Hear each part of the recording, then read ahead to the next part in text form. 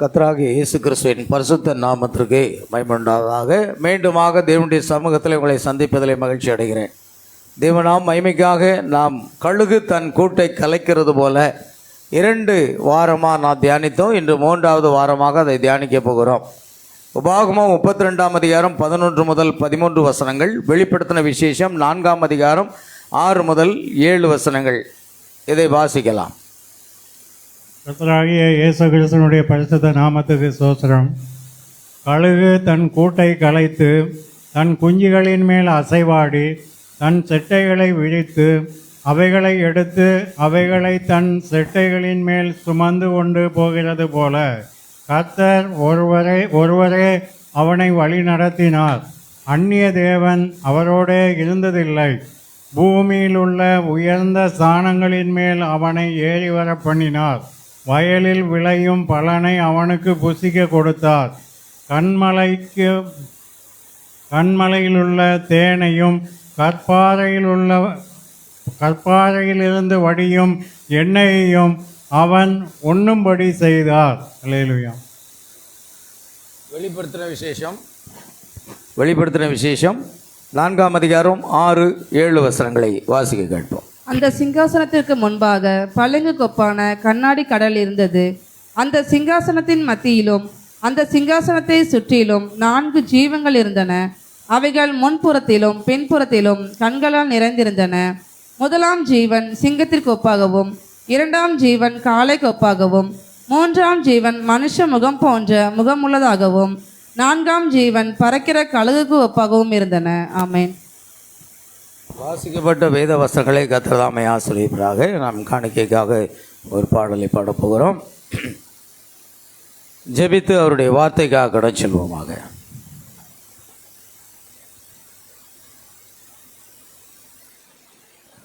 Praise the Lord.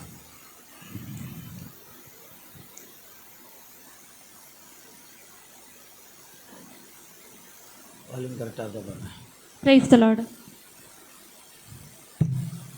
Praise the Lord.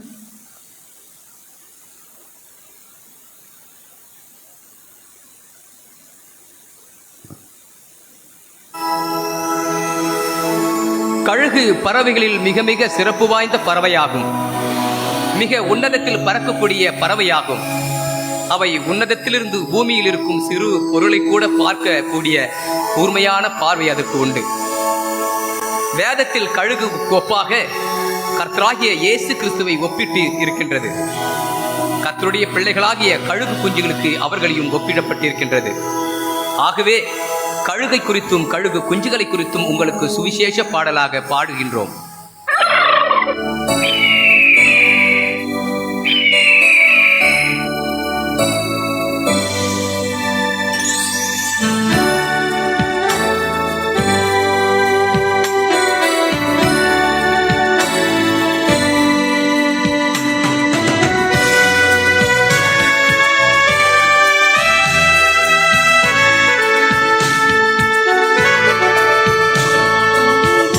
போல் உன்னதத்தில் சிறகடித்தே பறக்கணும். கழுகை போல் உன்னதத்தில் சிறகடித்தே பறக்கணும். அல்லேலூயா அல்லேலூயா அல்லேலூயா அல்லேலூயா அல்லேலூயா அல்லேலூயா அல்லேலூயா அல்லேலூயா.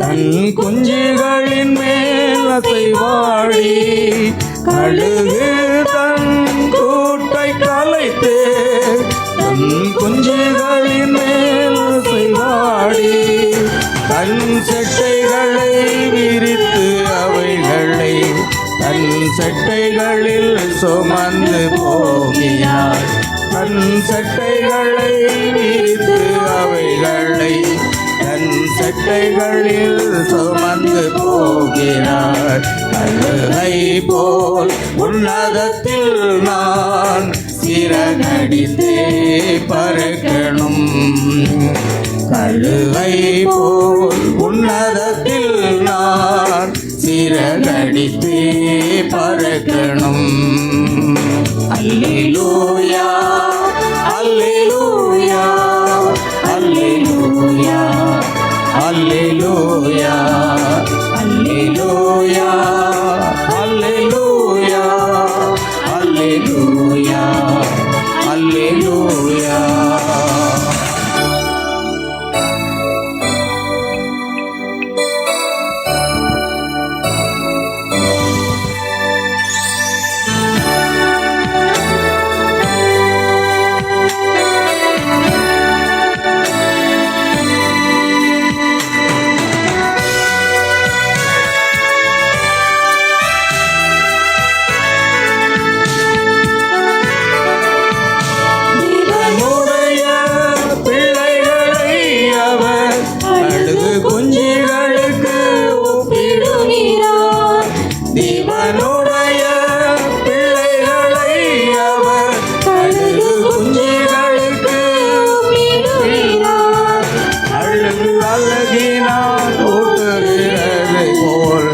அதுபோல் வார்த்தையை ஓட்டுகின்றார் அழகு அழகினால் ஓட்டும் முன்பு அதுபோல் வார்த்தையை ஓட்டுகின்றார் கழுகை போல் உன்னதத்தில் நான் சிறகடித்தே பறக்கணும் கழுகை போல் உன்னதத்தில் நாம் சிறகடித்தே பறக்கணும் அல்லேலூயா அல்லேலூயா அல்லேலூயா அல்லேலூயா அல்லேலூயா அல்லேலூயா அல்லேலூயா அல்லேலூயா.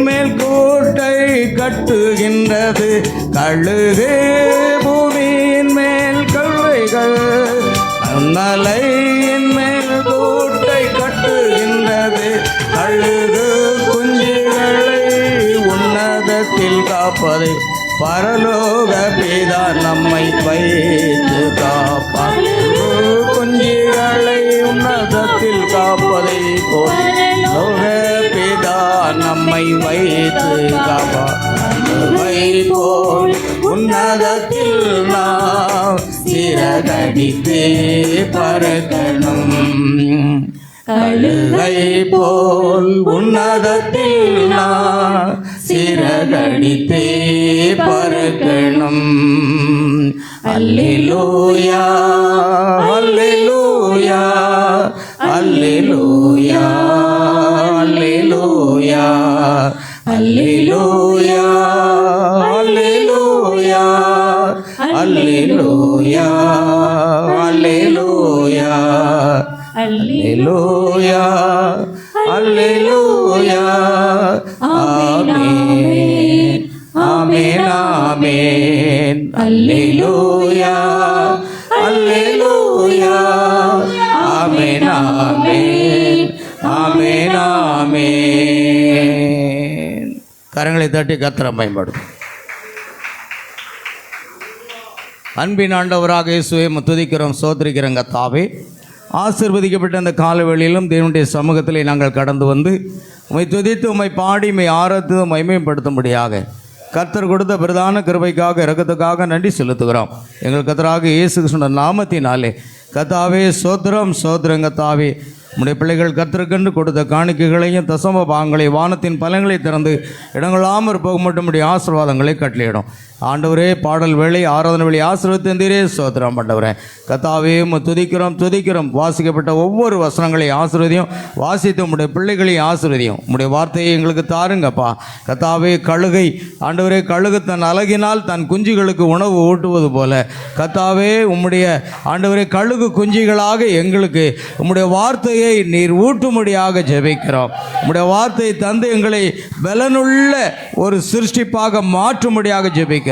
ஒரு புதிய சிருஷ்டிப்பாக மாற்றும்படியாக ஜெபிக்கிறோப்பா. உம்முடைய நாம மகிமைப்படட்டும் ஐயா. கர்த்தாவே, வசனம் சொன்ன சிறு பிள்ளைகள் ஒவ்வொருவரையும் ஆசீர்வதிப்பீராக. உம்முடைய கரத்திலே தாழ்த்தி ஒப்பு கொடுக்கிறோம், பொறுப்படுத்திக் கொள்வீராக. துதி கன மகிமை யாவற்றையும் உமக்கு செலுத்துகிறோம். கர்த்தராகிய இயேசு கிறிஸ்துவின் நாமத்தில் கேட்கிறோம் பிதாவே, ஆமென். உட்கார்.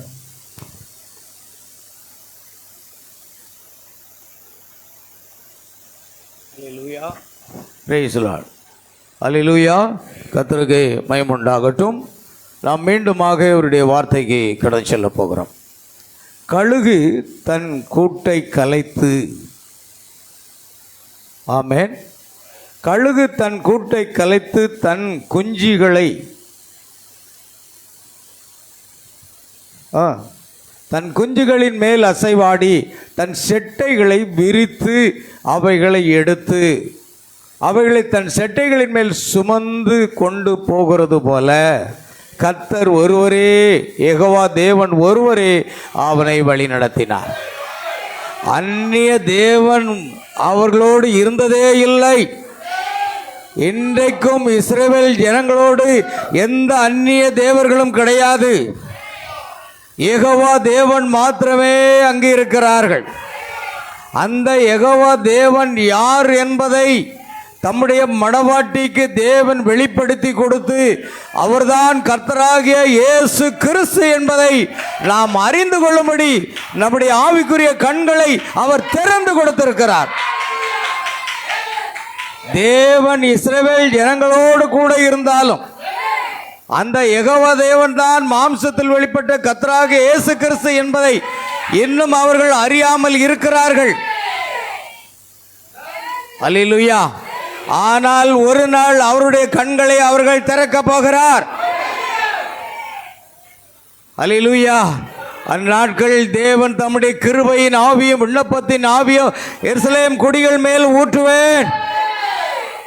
அப்பொழுது என்னை குத்தின அவர்கள் என்னை நோக்கி பார்த்து புலம்புவார்கள். இயேசு உலகத்தில் இருந்த நாட்களில் நானே அவரென்று விசுவாசியாவிட்டால் உங்கள் பாவங்களில் விழுந்து சாவீர்கள் என்று சொன்னார்.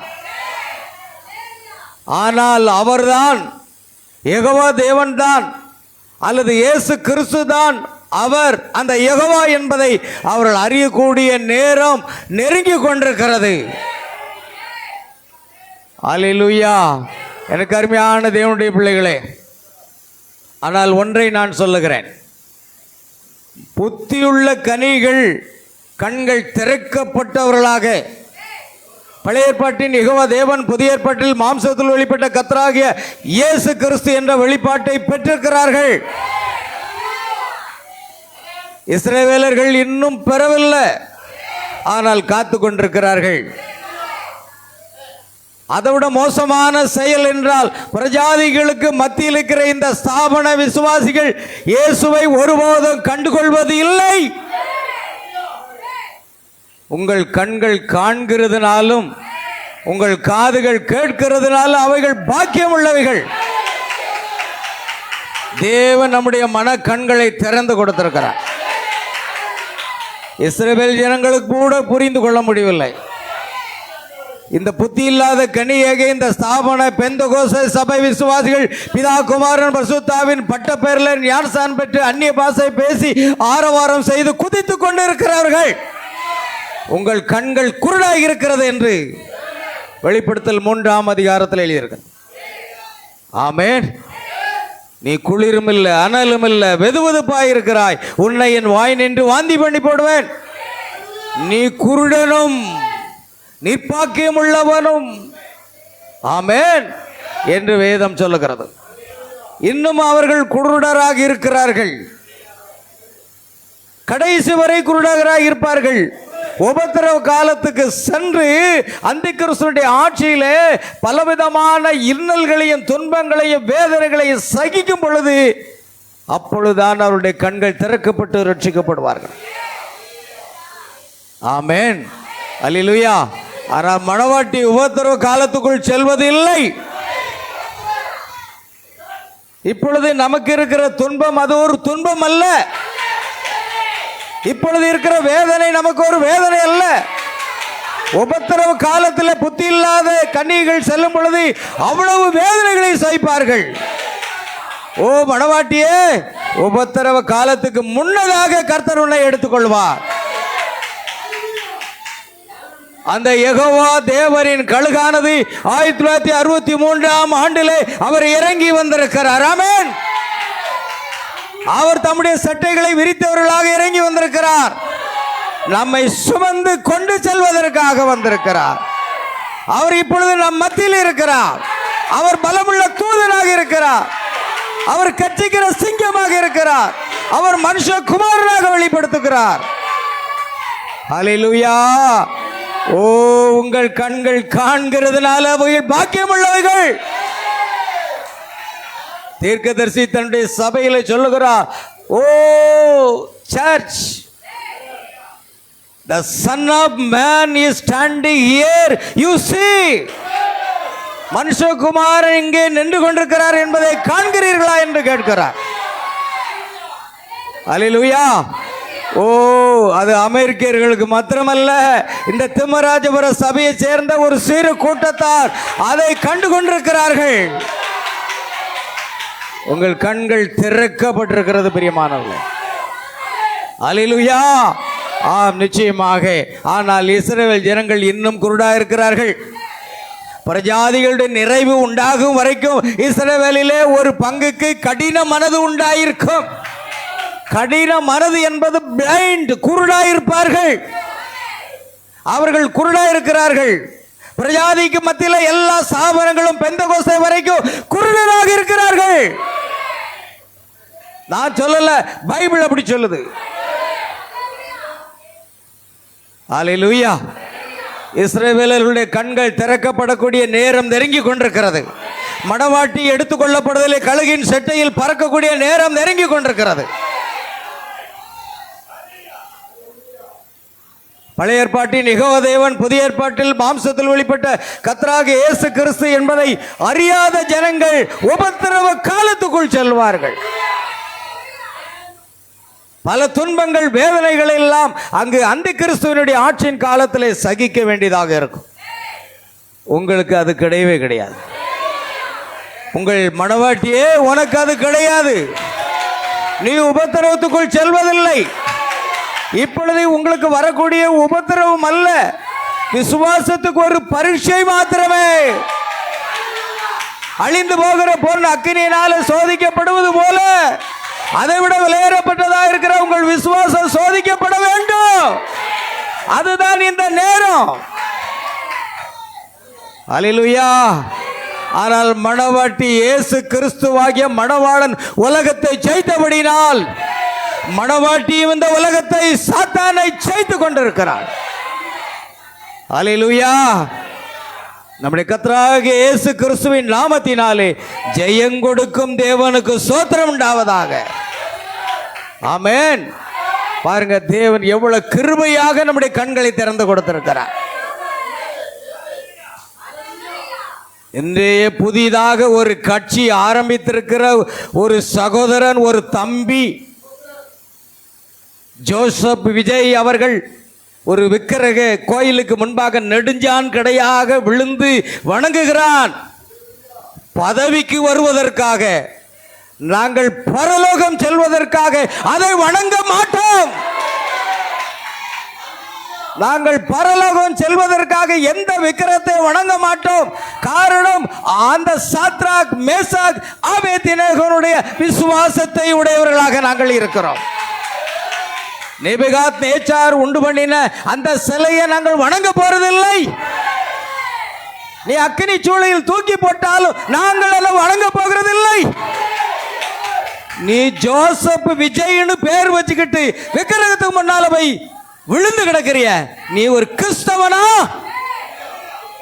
நான் அரசியல் பேசல, நீ கிறிஸ்தவனா இரு, இல்லைன்னா போயிடு.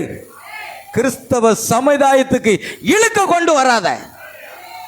அல்லேலூயா, ஆமென். ஒரு ஓட்டுக்காக விக்கிரகத்துக்கு முன்பாக நெடுஞ்சாலையோட முக்குப்புறப்படுத்து கிடக்கிறான். அல்லேலூயா, நீ கிறிஸ்தவனா நான் கேட்கிறேன். அல்லேலூயா, கேட்ட கேள்விக்கு பதில் சொல்லட்டும்.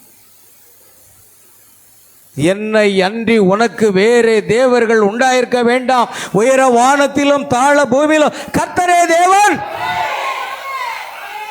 எனக்கு ஒப்பாக வெள்ளியினாலோ பொன்னினாலோ விலையேறப்பட்ட காரியத்தினாலோ நீ என்ன செய்ய வேண்டாம்.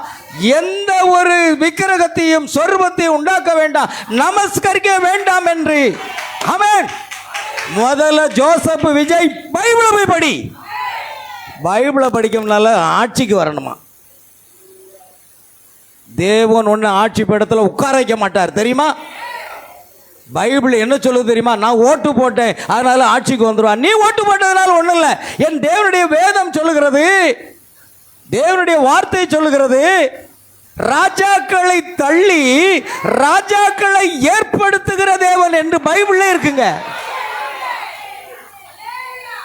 ராஜாக்களை தள்ளிடுவார், அவரு ராஜாக்களை ஏற்படுத்துவார். அவர் கையில தான் இருக்கு, உங்கள் தேவன் கையில தான் இருக்கு. நீ ஓட்டு போட்டதுனால ஒண்ணும் இல்ல. நீ ஓட்டு போட்டு எப்படி ஜெயிக்க வைக்க முடியும்? என் தேவன் அதை தீர்மானிக்கணும். நேபுகாத் நேச்சாரே, உன் ஆட்சி பீடம் போயிடுச்சு, வெளியே போ சொன்னா தூக்கி போட்டுட்டாரா இல்லையா? சவுல் ராஜாவே, உன்னுடைய ஆட்சி பீடம் போய்விட்டது, தூக்கி போடு. எனக்கு பிரியமான எல்லாவற்றையும் செய்கிற, எனக்கு சித்தமான எல்லாவற்றையும் செய்கிற தாவீதே ராஜாவாக அபிஷேகம் பண்ணு. ஆட்சியில் உட்கார வைக்க யார் கையில் இருக்குங்க? தேவன் கையில் இருக்கு. இந்த பைபிளை கொஞ்சமாவது படி. அல்லேலூயா. எனக்கு அருமையான தேவன், அவர் ரட்சிக்கப்படணும். ஜோசப் விஜய் ரட்சிக்கப்படணும், அதுக்காக ஜெபியுங்கள். அல்லேலூயா. ரட்சிக்கப்பட வேண்டும், எல்லா மனுஷரும் ரட்சிக்கப்பட வேண்டும் என்று தேவன் சித்தமுள்ளவராக இருக்கிறார் என்று வேதம் சொல்கிறது. ஆமென். அல்லேலூயா. எனக்கு அருமையானவர்களே, நீ ஒரு கிறிஸ்தவனாக இருந்தா கர்த்தராகிய இயேசு கிறிஸ்துவின் நாமத்தை தொழுது கொள்ள வேண்டும். வேறொரு நாமம் நாம் ரட்சிக்கப்படும்படி வானத்தின் கீழே மனுஷர்களுக்குள்ளே இயேசு கிறிஸ்துவின் நாமமே அல்லாமல் வேறு நாமம் கொடுக்கப்படவில்லை. அந்த நாமத்தில் தான் உனக்கு பாவமன்னிப்பு, பரலோகம். நீ உலகத்தில் ஆட்சி செய்வதற்காக நெடுஞ்சான்கடையா விக்கிரகத்துக்கு முன்பாக விழுத. நாங்கள் விக்கிரகத்துக்கு முன்பாக விழவே மாட்டோம், பணிந்து கொள்ளவும் மாட்டோம். ஏன் தெரியுமா? நாங்கள் பரலோகத்துக்கு செல்வதற்காக. ஆமென். அல்லேலூயா. அருமையான தேவனுடைய பிள்ளைகளே, சத்தியத்தை ஒழுங்கா கவனிங்க. பிசாசு இந்த உலகத்தை ஆட்சி செய்து கொண்டிருக்கிறான். தேவனுடைய பிள்ளைகளை அவன் ஏமாற்றவே முடியாது. ஆமென். அல்லேலூயா. கர்த்தர் ஒருவரே அவனை வழி நடத்தினார். அந்நிய தேவன் அவரோடு இருந்ததில்லை. நம் மத்தியிலே அந்நிய தேவன் யாராவது இருக்கிறாரா? இல்லை. தைரியமா சொல்லுங்க, உங்கள் மத்தியில் அந்நிய தேவன் யாராவது இருக்காங்களா? இஸ்ரவேலுக்குள் நம்முடைய தேவனாகிய கர்த்தர் ஒருவரே கர்த்தர். உன் தேவனாகிய கர்த்தராகிய இயேசு கிறிஸ்துவை முழு இருதயத்தோடும் முழு ஆத்மாவோடும் முழு பலத்தோடும் முழு மனதோடும் அன்பு கூர்வாயாக. அதுதான் பிரதான கட்டளை. அதை மட்டும்தான் நாங்கள் செய்வோம். எந்த விக்கிரகத்தையும் நாங்கள் வழிபட மாட்டோம். எந்த மனுஷர்களையும் வழிபட மாட்டோம். என் ராஜாதி ராஜாவாக இயேசு கிறிஸ்துவை மாத்திரமே நாங்கள் ஆராதிப்போம். அல்லேலூயா. அந்நிய தேவன் அவர்களோடு இருந்ததில்லை. பூமியில் உள்ள உயர்ந்த ஸ்தானங்களின் மேல் அவனை ஏறி வர பண்ணினார். வயலில் விளையும் பலனை அவனுக்கு புசிக்க கொடுத்தார். கண்மலையில் உள்ள தேனையும் கற்பாறையிலிருந்து வடி எண்ணெயும் அவர் உண்ணும்படி செய்தார். அந்த சிங்காசன உண்ணும்படி செய்தார். அல்லேலூயா. ஆமென். கர்த்தருக்கு மகிமை உண்டாகட்டும். பிரியமானவர்களே, இப்பொழுது நாம் வாழ்கின்ற அந்த காலத்தை இப்பொழுது ஒப்பிட்டு பார்க்க போகிறோம். இப்பொழுது செய்தியிலே நாம் பார்க்கிறோம் ஒரு சில காரியங்களை. பிரியமான தேவப்பிள்ளைகளே, கழுகு தன் கூட்டை கலைக்கிறது போல, கழுகை பற்றி பேசும் பொழுது நான் ஒரு முறை ஆச்சரியப்பட்டேன். ஒரு ஆச்சரியமான பறவை கழுகு, ஒரு அதிசயமான பறவை கழுகு, பறவை இனங்களிலேயே ராஜாவாக ராணியாக இருக்கிறவர்கள். அதே போன்றுதான் தேவன் ஆதாமையும் ஏவாளையும் இந்த உலகத்துக்கு ராஜாவாக ராணியாக முடிசூட்டி வைத்திருந்தார். சாத்தானுடைய நயவஞ்சகமான சூழ்ச்சியின் மூலமாக அவர்கள் கீழே விழத்தள்ளப்பட்டார்கள். ஆனால் கழுகு இதுவரைக்கும் வஞ்சிக்கப்படவே இல்லை. ஆமென் சொல்லுங்க. கழுகு இதுவரைக்கும் வஞ்சிக்கப்படவே இல்லை என்பதை நாம் புரிந்து கொள்ள வேண்டும். அல்லேலூயா. பிரியமானவர்களே, மனுஷன் வஞ்சிக்கப்பட்டான், ஏவல் வஞ்சிக்கப்பட்டாள். ஆனால் கழுகை வஞ்சிக்கிறதுக்கு எந்த பறவையும் இல்லை. எதுவுமே அந்த கழுகை வஞ்சிக்க முடியல. அதனால தான் இன்னும் உயர உயர உயர உயர பறந்து கொண்டிருக்கிறாள். வஞ்சிக்கப்பட்டது கழுகல்ல. ஏன்னா கழுகு என்றால் அது யெகோவா தேவனுக்கு ஒரு அடையாளம். எப்படி தேவன் வஞ்சிக்கப்படுவார்? கழுகு என்றால் தீர்க்கதரிசிகளுக்கு ஒரு அடையாளம். எப்படி ஒரு தீர்க்கதரிசி வஞ்சிக்கப்படுவார்?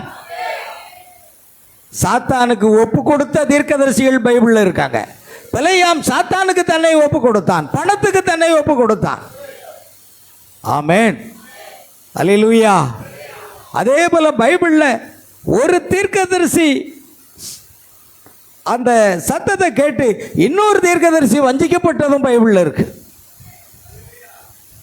அவன் தேவனுடைய தீர்க்கதரிசி அல்ல. அல்லேலூயா. எனக்கு அருமையான தேவனுடைய பிள்ளைகளை நல்ல கவனிங்க. தேவன் வஞ்சிக்கப்பட முடியாது. தேவகுமாரனாகிய சகோதரனே ஆதாமே, நீ வஞ்சிக்கப்படவில்லை. ஏவாளே வஞ்சிக்கப்பட்டாள்.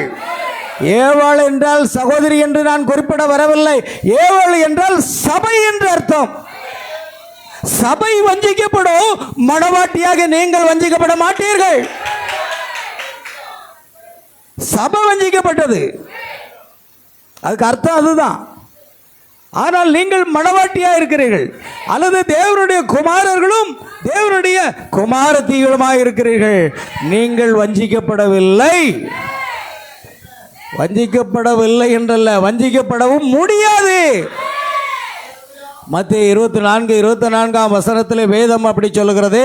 கள்ள கிறிஸ்துகளும் கள்ள தீர்க்கதரிசிகளை எழும்பி கூடுமானவரை தெரிந்து கொள்ளப்பட்டவர்களையும் வஞ்சிக்கத்தக்கதாக, அல்லேலூயா, தெரிந்து கொள்ளப்பட்டவர்களையும் வஞ்சிக்கத்தக்கதாக அவர்கள் அற்புதங்களையும் அதிசயங்களையும் செய்வார்கள், அடையாளங்களை செய்வார்கள். ஆனால் தெரிந்து கொள்ளப்பட்டவர்கள் ஒரு காலும் வஞ்சிக்கப்பட முடியாது. ஆமென். நீங்கள் ஆதியிலேயே கிறிஸ்துவோடு அவருக்குள் இருந்தவர்கள். நீங்கள் அவருடைய தேவனுடைய குமாரர்களும் குமாரத்தியுமாக இருந்தீர்கள். நீங்கள் கிறிஸ்துவுக்குள் மணவாட்டியாக இருந்தீர்கள். உங்களை வஞ்சிக்கப்பட முடியாது. ஏவாள் என்றால் ஸ்திரீ எப்பொழுதுமே சபைக்கு அடையாளம். சபைதான் வஞ்சிக்கப்படுகிறது, ஸ்தாபனங்கள் தான் வஞ்சிக்கப்படுகிறது. மணவாட்டி ஒருபோதும் வஞ்சிக்கப்பட முடியாது. தீர்க்கதரிசி அடிக்கடி சொல்லிக்கிட்டே இருக்கார், மணவாட்டி ஒருபோதும் வஞ்சிக்கப்பட மாட்டாள். ஆகையால் பிரியமானவர்களை கவனிங்க. ஒரு முறை ஒரு விவசாயியை பற்றி கேள்விப்பட்டேன். அவர் ஒரு கோழியை அடக்கி வைத்திருந்தார். ஆமென். அல்லேலூயா. பாருங்க, அவர் கோழிக்கு அடியில் கழுகு முட்டையை வைத்தார். அது பொரித்து வந்தபோது அந்த சிறிய கோழி குஞ்சுகளுக்கெல்லாம் அது பார்ப்பதற்கு மிகவும் வேடிக்கையான ஒன்றாகின்றது. ஒரு விவசாயி கோழி என்ன செய்தான், அடைகாக்கும்படி அந்த கோழி முட்டைகளை எல்லாம் வைத்தான். அப்பொழுது அவன் விவசாய நிலங்களுக்கோ அல்லது வேட்டைக்கோ சென்ற பொழுது அங்கே ஒரு கழுகின் முட்டை கிடைத்தது. அந்த முட்டையை எடுத்து வந்து என்ன செய்தானாம், அங்கே அங்கே அந்த கோழி முட்டைகளோடு கூட அடைகாக்கும்படி கோழிக்கு அடியிலாக வைக்கிறான். எந்த முட்டையாக இருந்தாலும் சரி, அது குஞ்சு பொரிக்க வேண்டுமானால் என்ன செய்ய வேண்டும், அதற்கு சூடு ஏற்படுத்த வேண்டும். இத்தனை டிகிரி வெப்பம் இருந்தால் அந்த முட்டை என்ன செய்யும், அது குஞ்சு பொரித்து உடைத்து வெளியேறும். அதுதான் இன்றைக்கி நாம் சாப்பிடக்கூடிய என்னது, செயற்கை முறையில் செய்யக்கூடிய அந்த லகான் கோழின்னு சொல்லுவோம் இல்லையா, அதுதான். அது கொழுமையாக இருக்கணும்னா அதுக்கு சில இன்ஜெக்ஷன் போட்டு கொழுமையாக படுத்துவாங்க. அதை முறைப்படி சாப்பிடவே கூடாது. ஆனால் வேறு வழி இல்லாமல் நம்ம சாப்பிட்றோம், ஏன்னா அது விலை குறைவு. அதனால் அல்லேலூயா. அதனால் அந்த கோழி குஞ்சு பொரிக்கிறதுக்கு என்ன தேவைன்னா கொஞ்சம் வெப்பம் தேவை. அப்படித்தான் அவர்கள் பொரிக்க வைக்கிறார்கள். அதனால் அந்த கோழி குஞ்சுகளுக்கு அடியில் அந்த கழுகின் முட்டையும் கூட அங்கே வைக்கப்பட்டது. குறிப்பிட்ட நாள் கழித்து கோழி குஞ்சானது அந்த முட்டையின் தோட்டை உடைத்து வெளியே வந்து விட்டது. ஆமென். அந்த கழுகு குஞ்சியும் அதனுடைய பிறப்பினுடைய வரலாறை போல அதுவும் உடைத்து வெளியே வருகிறது. அப்படி வெளியே வந்த பிற்பாடு ஒன்றை ஒன்றை பார்க்கிறது. நாம் எல்லாரும் ஒரே மாதிரியாக இருக்கோம், இவர் மட்டும் கொஞ்சம் டிஃப்ரெண்ட்டாக இருக்கார், என்னன்னு தெரியலையே. நாம் எல்லோரும் ஒரே தாயின் வயிற்று பிள்ளைகள் தானே, இவர் கொஞ்சம் வித்தியாசமாக இருக்கு, இவர் அழகு என்ன இப்படி வளைஞ்சு போயிருக்கு, நாம் என்ன அழகாக இருக்குது, நம்ம அழகாக பார்த்தா நல்லா இருக்குது. கோழி குஞ்சு சின்ன குஞ்சாக இருக்கும்போது எப்படி இருக்கும் பார்க்க, கையில் வச்சு விளையாடுவோம், உள்ளங்கையில் வச்சு விளையாடுவீங்களா, அவ்வளோ அழகாக இருக்கும். ஏன் கழுத குட்டி கூட சின்ன குட்டினா நல்லா தான் இருக்கும். ஆமென். ஆண்டவர் சோதரம் கண்டாங்க. கவனிங்க, அதுபோன்று இது ஒரு வித்தியாசமாக இருக்கிறது. அந்த சிறிய கோழி குஞ்சுகளுக்கெல்லாம் அது பார்ப்பதற்கு மிகவும் வேடிக்கையாக ஒன்றாயிருந்தது. அது ஒவ்வொரு கோழி குஞ்சுகளும் ஒவ்வொன்றை அழைத்து, இங்கே வாருங்கள், ஒரு அதிசயமான பிறவி இங்கே இருக்கிறார். உண்மையாகவே ஒரு மணவாட்டி, ஒரு விசுவாசி இந்த உலகத்துக்கு அதிசய பிறவிதான். ஒரு வசனம் கூட உண்டு, ஏதோ வசனம் உண்டு, நான் உன்னை அதிசயமாய், நான் அதை யாரா தெரிஞ்சா நீ சொல்லுங்க, எனக்கு ஞாபகம் இல்லை. அதிசயமான ஒரு பிறவியை பார்க்குறோங்க. தீர்க்கதரிசி பிரணாம் என்ன சொல்றாரு அப்படின்னா, ஆடு பால் அப்படின்னா உருளும் பரிசுத்தர் அப்படின்றான். தேவனுடைய ஆவியினால் நிறைந்த ஒருவன் யாரா இருக்கிறானா, உருளும் பரிசுத்தரா இருக்கிறான். அவன் உருண்டுகிட்டே தான் இருப்பான் ஐயா. அதனால அவனுக்கு பேரே உருளும் பரிசுத்தர்னு பேர் வச்சான். ஆமென். கவனிங்க, ஆகையால் அது பார்ப்பதற்கு மிகவும் வித்தியாசமாக வேடிக்கையான ஒன்றாக இருந்தது. ஏன் அவர்கள் என்ன கீச்சி கொண்டிருக்கிறார்கள் என்று அதனால் புரிந்து கொள்ள முடியவில்லை. அது வேறு மொழியில் பேசினது. ஆமென். அதுதான் அந்நிய பாஷை. அது என்ன மொழியில் பேசுதுங்க, வித்தியாசமான மொழியில் பேசுகிறதை நாம் பார்க்கிறோம். கோழியினுடைய அந்நிய பாஷை என்றால் அறியாத பாஷைன்னு அர்த்தம், வேற ஒன்றும் இல்லை. பைபிளில் உள்ள அந்நிய பாஷை நான் சொல்லலை. அந்நிய பாஷை என்றால் அதர் டங்ஸ் இல்லை அதர் லாங்குவேஜ். அப்போ வேறொரு மொழி. ஆமென். பெந்தெகோஸ்தே நாளில் அவர்கள் என்ன பேசுனாங்க, ஆவியானவர் தந்தருள் வரும்படி வெவ்வேறு அந்த மொழிகளில் பேசினார்கள். பேசுகிறார் எல்லாரும் கலிலேயர் அல்லவா, நாம் சொந்த பாஷையில் பேச கேட்கிறோமே என்று ஆச்சரியப்பட்டாங்க. அல்லேலூயா. கவனிங்க, ஆகையால் அதை பார்ப்பதற்கு வேடிக்கையாக இருந்தது. அடுத்தது, அந்த கோழி குஞ்சுகள் ஒன்று கொண்டு பேசுவது, அது எல்லாமே ஒரே மாதிரியாக இருக்குது. ஆமென். அல்லேலூயா. ஆனால் இந்த கழுகு குஞ்சினுடைய சத்தம் அந்த கோழி குஞ்சால் புரிய முடியல. ஆமென். கோழி குஞ்சுக்கும் அந்த கழுகினுடைய சத்தத்தை, குஞ்சினுடைய சத்தத்தை, இதனுடைய பேச்சை புரிய முடியல. ஒரு ஸ்தாபன கிறிஸ்தவர் மனவாட்டியினுடைய பேச்சை அவனால் கண்டுபிடிக்க முடியாது. அது வேறுபட்ட ஒன்று. அல்லேலூயா. கவனிய, அது வேறு மொழியில் பேசியது. அந்த கோழிகள் எதை பற்றி பேசுகின்றன என்று அதற்கு தெரியவில்லை. ஆமென். பரிசுத்த ஆவி பெற்றதுக்கு அடையாளம் அந்நிய பாஷை பேசுவதுதான் சொல்லி எல்லா பெந்தகோஸ்தே சபைகளையும் ஊக்குவித்து உற்சாகப்படுத்தி எல்லாரும் அந்நிய பாஷை பேசுகிறாங்க. ஆனால் அந்த பாஷை என்னவென்று நமக்கு புரியலை. ஆமென். கவனிய, ஆகவே அவர் அவற்றை பார்த்தார். அவருக்கு என்ன செய்வதென்றே புரியல. அது ஒரு வித்தியாசமான ஆள் என்று சொல்லி அவை அனைத்தும் அதை கேலி செய்தன. ஒரு பெரிய கூட்டமே சேர்ந்துட்டு, எல்லா கோழி குஞ்சுகளும் சேர்ந்துக்கிட்டு, அந்த கோழியும் பார்க்குது, நான் தான் இந்த கோழியை அடகாத்து அதை பெற்றுக்கொள்ளும்படி செய்தேன். ஆனால் எனக்கும் அவருக்கும் சம்பந்தம் இல்லாமல் இருக்க என்ன விஷயம்? ஆமென். நான் வேறு மாதிரி இருக்கிறேன், அவர் வேறு மாதிரி இருக்கிறார். என்னுடைய அழகு வேற, அவருடைய அழகு வேற, வித்தியாசமாக இருக்கிறது என்று எல்லாம் சேர்ந்து வேடிக்கை பார்த்தது மட்டுமல்ல. ஆமென். ஆகையால் அது ஒரு வித்தியாசமான ஆள் என்று சொல்லி அவை அனைத்தும் அதை கேலி செய்தன. மணவாட்டியே, இந்த எல்லா ஸ்தாபன விசுவாசிகளும் உங்களை கேலி செய்வார்கள். உருளும் பரிசுத்தர், இயேசு நாமக்காரே, பிரணாம் கூட்டத்தார்கள், அந்தி கிறிஸ்து கூட்டத்தார்கள் என்று நம்மை பரியாசம் பண்ணுகிறார்களா? அந்த கோழி அதை தான் செய்தது. அந்த கோழி செய்தது போல தான் நாமும் பரிகசிக்கப்படுகிறோம். ஆமென். அல்லேலூயா. தூங்க விடாதீங்க, தூங்க விடாதீங்க. பக்கத்தில் இருக்காள் கவனிக்கணும். அப்படி ஒரு தட்டு, அவ்வளோதான். எனவே பாருங்க, இது வித்தியாசமான ஒரு ஆளாக இருக்கிறதே, அதை கேலி செய்ய ஆரம்பித்தானே. அடுத்ததாக ஒருவேளை அது அப்படித்தான் இருந்தது, ஆனால் ஆரம்பத்திலிருந்தே அது ஒரு கழுகாக இருந்தது. ஆமென். ஆரம்பத்திலிருந்தே நீங்கள் ஒவ்வொருவரும் கழுகு குஞ்சுகளாகவே இருக்கிறீர்கள். ஒரு காலத்தும் நீங்கள் கோழி குஞ்சுகளாக இருக்கவில்லை. நல்லா புரிஞ்சுக்கிடுங்க. ஆமென். அவை தங்கள் சிறிய சிறகுகளை விரித்து அங்கும் எங்கும் சிறகடிக்கும். அது அவற்றை பார்க்கும்.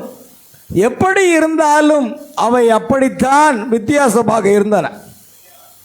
வயதான கோழி கொக்கரிக்கும் அந்த ஒவ்வொரு கொக்கரிப்பும் அவைகளுக்கு புரிந்தது. அந்த குஞ்சுகளுக்கெல்லாம் புரிகிறது. அந்த வயதான தாய்க்கோழி சொல்லுகிறது, நீங்கள் பிதா குமாரன் பரிசுத்த ஆவியின் நாமத்தில் ஞானஸ்நானம் கற்றுக்கொள்ள வேண்டும். இந்த கோழி குஞ்சுகள் அனைத்தும் ஆமென் அல்லேலூயா என்று சொல்லி கொண்டிருக்கிறது. ஆனால் இந்த கழுகு குஞ்சு மரம், சம்திங் இஸ் ராங், ஏதோ ஒரு தவறு இருக்குது, இது எனக்கு சரியாக பிடிபடவில்லை. இவன் பட்ட பெயரை சொல்லிட்டு ஞானஸ்நானம் கொடுத்துட்டு இருக்கிறான், அது எனக்கு புரியவில்லை. அதுதான் கழுகு குஞ்சு. ஆமென். அந்த தாய் கழுகு சொல்லுகிறது எல்லாருக்கும் புரியுது. அருள் நிறைந்த மரியே வாழ்க என்றால் 1 கோடியே கிட்டத்தட்ட மன்னிக்கும் 140 கோடி கத்தோலியர்களுக்கும் புரியும். நமக்கு புரியாது. நமக்கு அது தேவையற்ற ஒன்று. நம்முடைய பாஷை வேறு. ஆனால் 140 கோடி அந்த கத்தோலிக்கர்களுக்கும் அருள் நிறைந்த மரியே வாழ்க என்றால் அவர்களுக்கு நன்றாக புரியும். நமக்கு புரியாது. இது என்னது? இது பைபிளில் இருக்கா? இது எதுக்காக சொல்கிறாங்க? கவனிங்க அருமையானவர்களே. ஏனென்றால் நீங்கள் கோழி குஞ்சுகளாக இருக்கிறீர்கள். ஆமென். அந்த வயதான கோழி கொக்கரிக்கும் அந்த ஒவ்வொரு கொக்கரிப்பும் அவைகளுக்கு தெரியும். அதனால் சிறிய கோழி குஞ்சுகள் அனைத்தும் ஓடி வரும். பார்த்தீங்களா, கொல்லைப்புறத்தில் கோழி மேயும் போது ஏதாவது புழு கிடச்சுன்னா என்ன செய்யும்? அந்த தாய் கோழி புளியை கொத்தி கொத்தி கொத்தி கொத்தி அதில் இருக்க மண் தூசி எல்லாம் தட்டி ரெடியாக அந்த குழந்தைகளுக்கு வைக்கும். கிடச்சி போச்சுன்னா அள்ளி வாயில் போடாது. ஏன்னா அது தாய். ஒரு தாயினுடைய ஒரு பாசம் கோழிக்கும் இருக்கிறது. ஆமென், அல்லேலூயா. ஆகையால் பிரியமானவர்களே, அது அந்த புழுவை அந்த அந்த குப்பை கிடங்கில் இருந்து கிளறி எடுத்து என்ன செய்யும்? ஒரு விதமாக கொக்கரிக்கும், ஒரு சத்தத்தை எழுப்பும். எழுப்புன உடனே தான் என்ன ஆகும்? தூரமாக இருந்த கோழி குஞ்சுகள்லாம் குடு குடு குடு குடு குடுன்னு ஓடி வரும் பாருங்க. அந்த சத்தம் அதுக்கு தான் புரியும். ஸ்தாபனத்து சத்தம் ஸ்தாபன விசுவாசிகளுக்கு தான் புரியும். தேவனுடைய சத்தம் மணவாட்டிக்கு புரியும். ஆமென். ஒரு ஸ்தாபன கோழியினுடைய சத்தம், ஒரு ஸ்தாபன போதகருடைய சத்தம் ஸ்தாபன கிறிஸ்தவர்களுக்கு புரியும். ஆனால் மணவாட்டிக்கு மணவாளனாகிய தேவனுடைய சத்தம் புரியும். அல்லேலூயா. கவனிங்க. ஆகையால் கோழி குஞ்சுகள் அது கிளக் கிளக் கிளக்குன்னு சத்தம் கொடுத்தான அந்த கொக்கரிக்கும் சத்தம் கெடுத்து எல்லா குஞ்சுகளும் ஓடி வரும். ஆமென். அதுக்கு தன் இரையை கொடுக்கிறது. ஆனால் கழுகுக்கு அந்த கொக்கரிப்பு புரியவில்லை. என்ன புரியல? அந்த கொக்கரிப்பு. நீங்கள் ஏதாவது ஒரு ஸ்தாபன சபைக்கோ பெந்தகோஸ்தே சபைக்கு போகணுன்னா இப்படி விடுதலையோடு கூட ஆராதிக்க முடியாது. அங்கே போய் நீங்கள் கையை கட்டிக்கிட்டு என்ன இது என்னன்னு தெரியல, உட்கார விட மாட்டேங்காங்க. எழுந்திருக்க கடவோம், அப்புறம் உட்கார கடவோம், எக்ஸசைஸாக நடந்துக்கிட்டு இருக்கு. அங்கே அப்படி தான் நடக்கு. நீங்கள் ஸ்தாபனத்தில் போய் பாருங்களேன். நான் கத்தோலிக்க ஸ்தாபனத்தில் இருந்தேன். அங்கே பீடத்தில் பணிபுரிந்தவன்.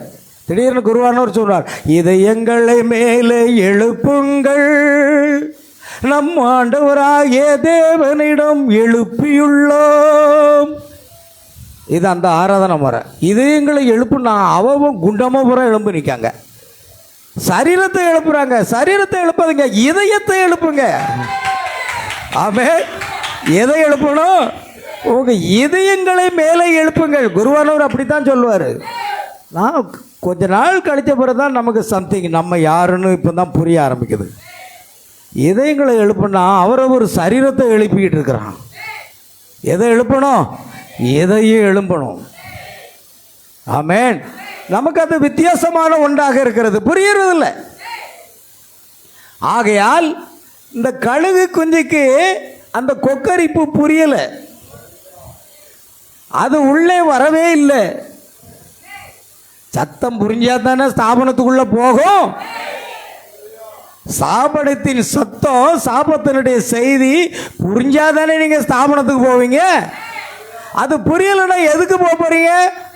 கழுகு கொஞ்சம் தனியா நிக்குது, போகல. ஆமென். அது உள்ளே வரவில்லை. ஏனென்றால் அதற்கு அந்த வகையான கொக்கரிப்பு தெரியாது. ஆமென். அதற்கு அது புரியவில்லை. அது வித்தியாசமாக பேசியது. அது போன்ற எல்லாம் உண்மையாக மறுபடியும் பிறந்த தேவனுடைய பிள்ளைக்கு அதை பற்றி ஒன்றுமே தெரியாது. நீ மறுபடியும் பிறந்திருப்பாயானால் இந்த ஸ்தாபனத்தின் போதகம் உங்களுக்கு புரியவே புரியாது.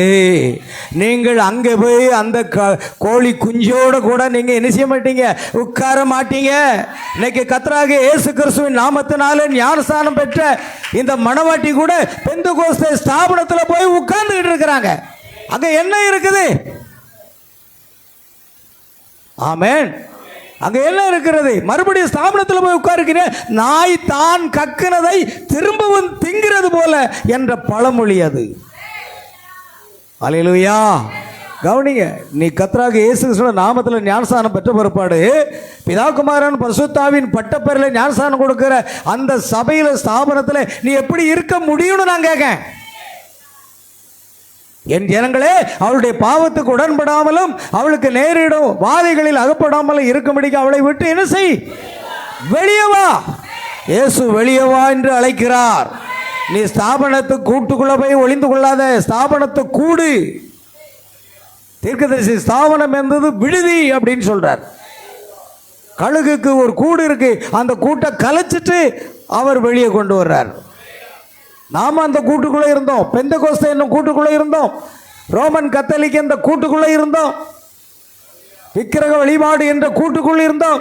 கர்த்தர் அந்த கூட்டை கலைத்து உங்களை வெளியே கொண்டு வந்துட்டார். ஆமென். இன்னும் அந்த எப்படி நீங்க மணவாட்டி என்று அழைத்து கொண்டு கர்த்தராகிய இயேசு கிறிஸ்து நாமத்தில் ஞானஸ்நானம் பெற்றுக்கொண்டு இந்த ஸ்தாபன சபையில எப்படிங்க நீங்க இருக்கிறீங்கன்னு நான் கேட்கிறேன். எப்படி இருக்க முடியும்? ஒன்று நீங்க கழுகு குஞ்சா இருக்கணும், இல்லைன்னா கழுகு குஞ்சா இல்லை கோழி குஞ்சா இருக்கணும். ரெண்டுல ஒன்று தான். கோழி குஞ்சுன்னா நீங்க அங்க ஒட்டிக்கிடுங்க. ஆமென். கழுகு குஞ்சுக்கு இங்க இடமே கிடையாது. உங்க பாஷை வேற, அவங்க பாஷை வேற. கோழி குஞ்சுகளுடைய பாஷை வேற, கழுகு குஞ்சுகளுடைய பாஷை வேற. ஆமென்.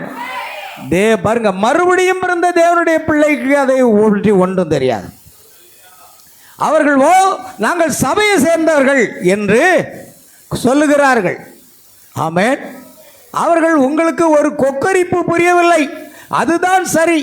நீங்கள் ஒரு கழுகாக பிறந்திருக்கிறீர்கள். தேவனுக்கு தன்னுடையது என்னவென்று தெரியும். காரணம், அவர் கழுகாக இருக்கிறபடினால் அவருடைய கழுகு குஞ்சுகள் யார் என்பதை அவர் அறிந்திருக்கிறார்.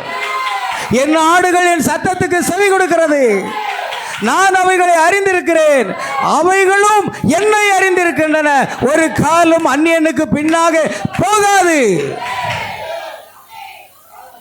கழுகு குஞ்சு ஒரு காலம் கோழிக்கு பின்னால, கோழி குஞ்சுகளுக்கு பின்னால போகாது. நல்ல கவனிங்க, நீ கழுகு குஞ்சா இருந்தா. ஆமென். அது தேவனுக்கு தன்னுடையது என்று தெரியும்.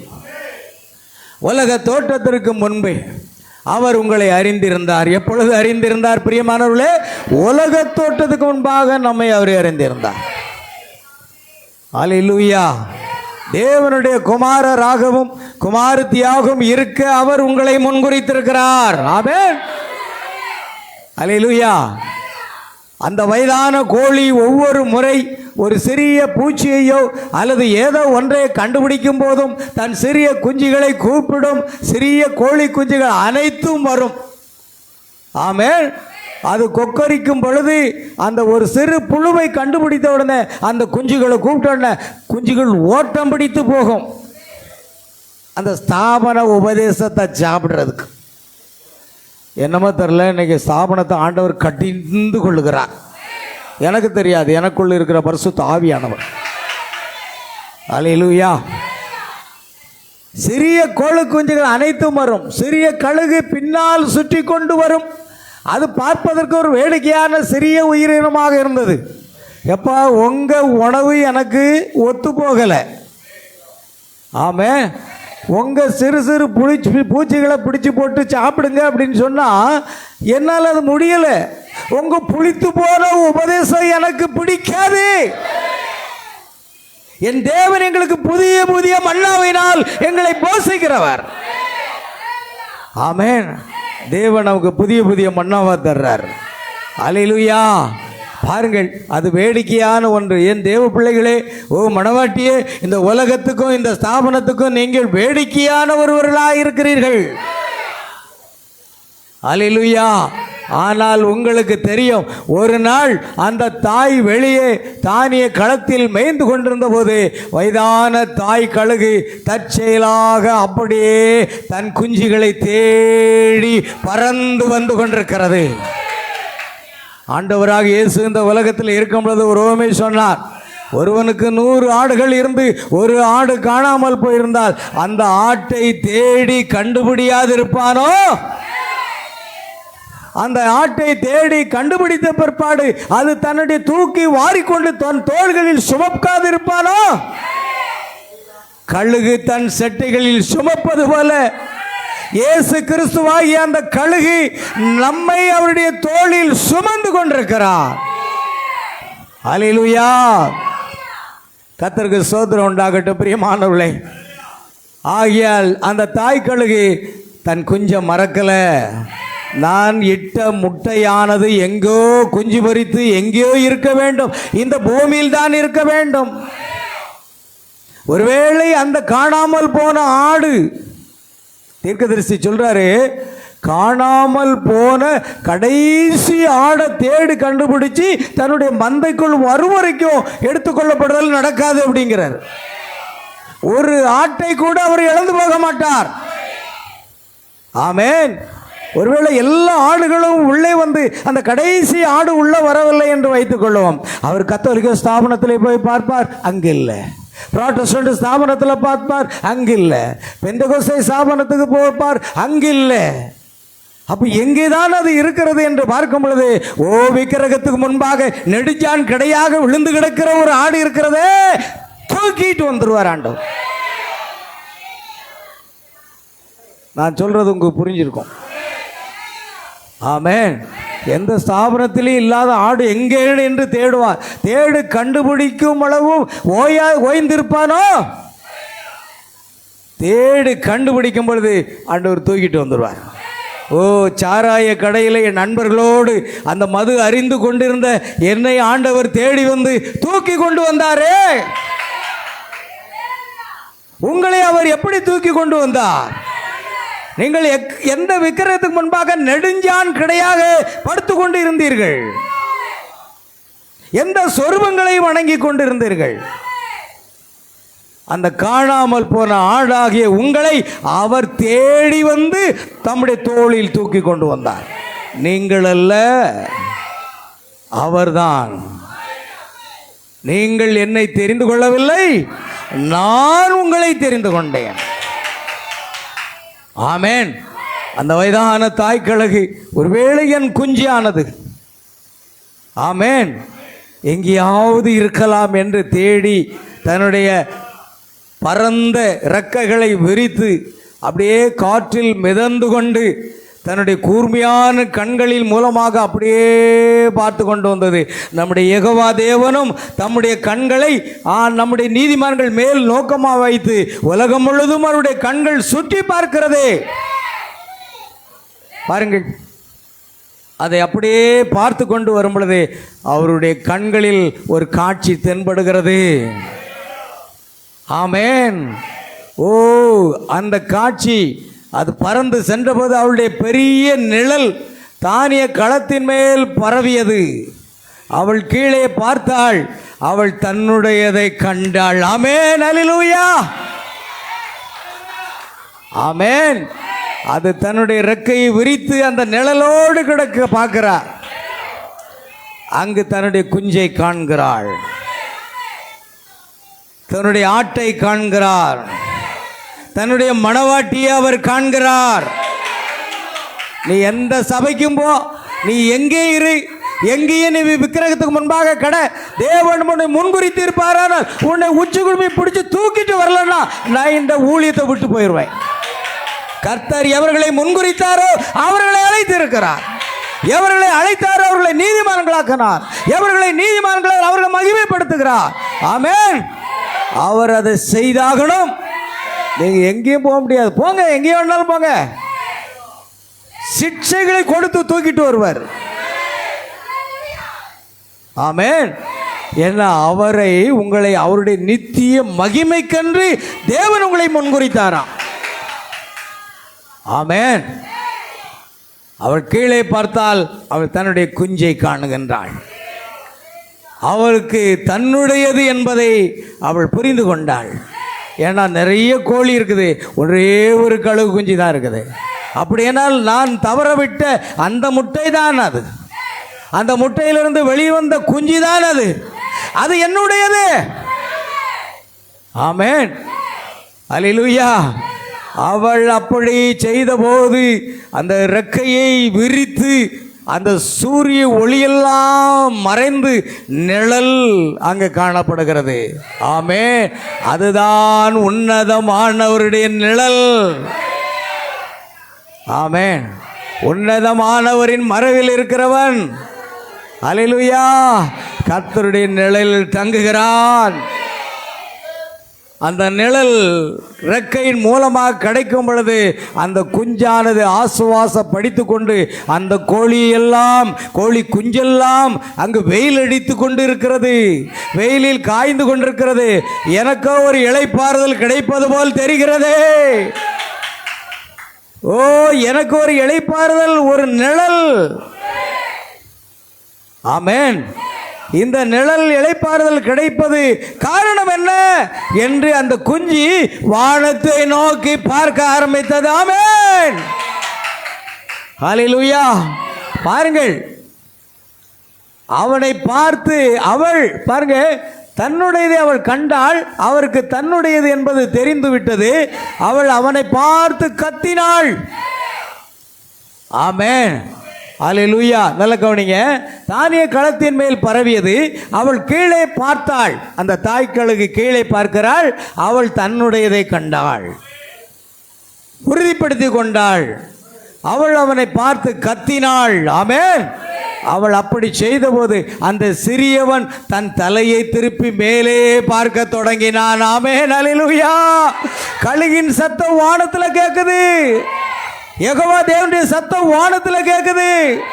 தேவனுடைய சத்தம் ஒரு காலம் ஒரு ஸ்தாபனத்தில் கேட்காது. ஒரு ஸ்தாபனத்திலிருந்து ஒரு காலத்தில் ஒரு தீர்க்கதரிசி வரமாட்டான். அவன் வனாந்திரத்திலிருந்து புறப்பட்டு வருகிறான். நம்முடைய யெகோவா தேவன் பரலோகத்திலிருந்து இறங்கி வருகிறார். பலமுள்ள தேவனாகிய கிறிஸ்து அவர் இறங்கி வந்தார். 1963 வருடத்தில் இறங்கி வந்தார் என்றால் கழுகு குஞ்சல் எல்லாம் நோக்கி பார்க்கிறது. இதோ பலமுள்ள தூதன் இறங்கி வருகிறார். அநேகருக்கு புரியல. தீர்க்கதரிசி செய்தியில தான் நாங்கள் இருக்கிறோம்னு சொன்னா அவங்களுக்கும் புரியல. ஏன் கண்டுகொள்ள முடியல? ஒன்று நீங்க கழுகு குஞ்சா இருக்கணும், இல்லைன்னா கோழி குஞ்சா இருக்கணும். அந்த ரெண்டுலையும் ஒன்று தான். கழுகு குஞ்சு அதை தலை நிமிர்ந்து பார்க்கிறது. எப்பொழுதும் கிறிஸ்துவனுடைய மணவாட்டி உலகத்தின் காரியங்களை எல்லாம் பார்க்க மாட்டாள். அவள் எதிர்த்தால் பரலோகத்தை நோக்கி பார்ப்பாள். ஆமென். அல்லேலூயா. கவனியே, அந்த சிறியவன் தன் தலையை திருப்பி மேலே பார்க்க தொடங்கினான். அவன் எல்லா நேரமும் அப்படித்தான் பார்த்திருக்க வேண்டும்.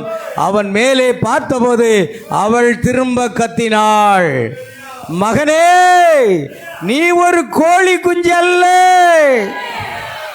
ஆமென். அந்த தாய் கழுகு அங்கிருந்து சத்தமிடுகிறது. அல்லேலூயா. அங்கிருந்து சத்தமிடுகிறது, மகனே, நீ கோழி குஞ்சு அல்ல. ஆமென். நீ என்னுடையவன் என்று சொன்னாள் தாய். அல்லேலூயா. வாழ்க்கையின் எல்லா நிலைகளிலும் வர்த்தகர்களாக இருந்தாலும் யாராக இருந்தாலும் தேவனுக்கு பிள்ளைகள் இருப்பதில் நான் மிகுந்த மகிழ்ச்சி அடைகிறேன்.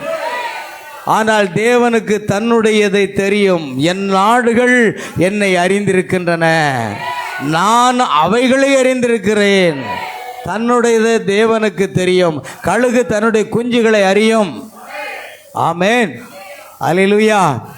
இயேசு கிறிஸ்துவின் வல்லமையின் சுவிசேஷத்தை அவர்கள் கேட்கும் பொழுது அவர்களுக்கு அந்த சத்தம் என்னது என்பதை அடையாளம் கண்டுகொள்வார்கள். கிறிஸ்துவின் மகிமையான சுவிசேஷத்தின் ஒளியின் சத்தத்தை கேட்கும் பொழுது மல்கியா 4:5-6 தீர்க்கதரிசியினுடைய செய்தியின் சத்தத்தை கேட்கும் பொழுது மணவாட்டி அந்த சத்தத்தை புரிந்து கொள்வார்கள். ஆமென். என் நாடுகள் என் சத்தத்துக்கு செவி கொடுக்கும். அல்லேலூயா. எனக்கு அருமையானவர்களே, அப்படி ஒரு சத்தம் கேட்க ஆரம்பித்தது. கவனிங்க. ஓ, எனக்கு பின்னால் ஒரு பெரிய சபை பிரிவின் அடைப்புடன் நான் எப்படி வளைந்து போயிருந்தேன். ஆனால் ஒரு நாள் எனக்கு மேலே இருந்து ஒரு குரல் வருவதை கேட்டேன். பாப்டிஸ்ட் சபையினுடைய ஒரு போதகராக தீர்க்கதரிசி பிரணாம் இருந்தார். ஓ, நான் எப்படி அந்த கூட்டில், அந்த சபை பிரிவில், அந்த டெனாமினேஷனில் நான் எப்படி அடைபட்டு கிடந்தேன். ஒரு கூட்டுக்குள்ள இருந்தேன். நல்ல கவனிங்க. இன்னைக்கு எந்த ஸ்தாபனத்துக்குள்ள இருந்தாலும் இன்னைக்கு ஒரு கூட்டுக்குள்ள தான் இருக்கீங்க. இன்னும் நீங்க அடைபட்டு தான் இருக்க. நீங்க சுதந்திர பறவையா வெளியே வரல. ஆமென். அது பெந்தகோசையா இருக்கட்டும், அங்கும் நீங்கள் அடிமைப்பட்டு தான் கிடக்கிறீர்கள். அல்லேலூயா. நாள் பாருங்கள். ஆனால் ஒரு நாள் எனக்கு மேலே இருந்து ஒரு குரல் வருவதை கேட்டேன். சகோதரன் பிரணாம் சொல்கிறார், நான் ஒரு பாப்டிஸ்ட் சபையில் போதகராக இருந்தேன், அந்த கூட்டுக்குள்ளே அடப்பட்டு இருந்தேன். ஆனால் ஒரு நாள் ஒரு குரல் எனக்கு கேட்டது. ஆமேன். தலைமையகத்திலிருந்து வந்த குரல் அல்ல, அதாவது என்னுடைய ஸ்தாபனத்தின் தலைமை போதகரிடத்திலிருந்து வந்த குரல் அல்ல, அது மூப்பரிடத்திலிருந்து வந்த குரல் அல்ல, அது டீகன் போர்டிலிருந்து அல்ல, அல்லது பிஷப்பிடம் இருந்து வந்த ஒரு குரல் அல்ல, ஆனால் பரலோகத்திலிருந்து ஒரு சத்தம் வருவதை கேட்டேன். ஆமென். நல்லா கவனிங்க.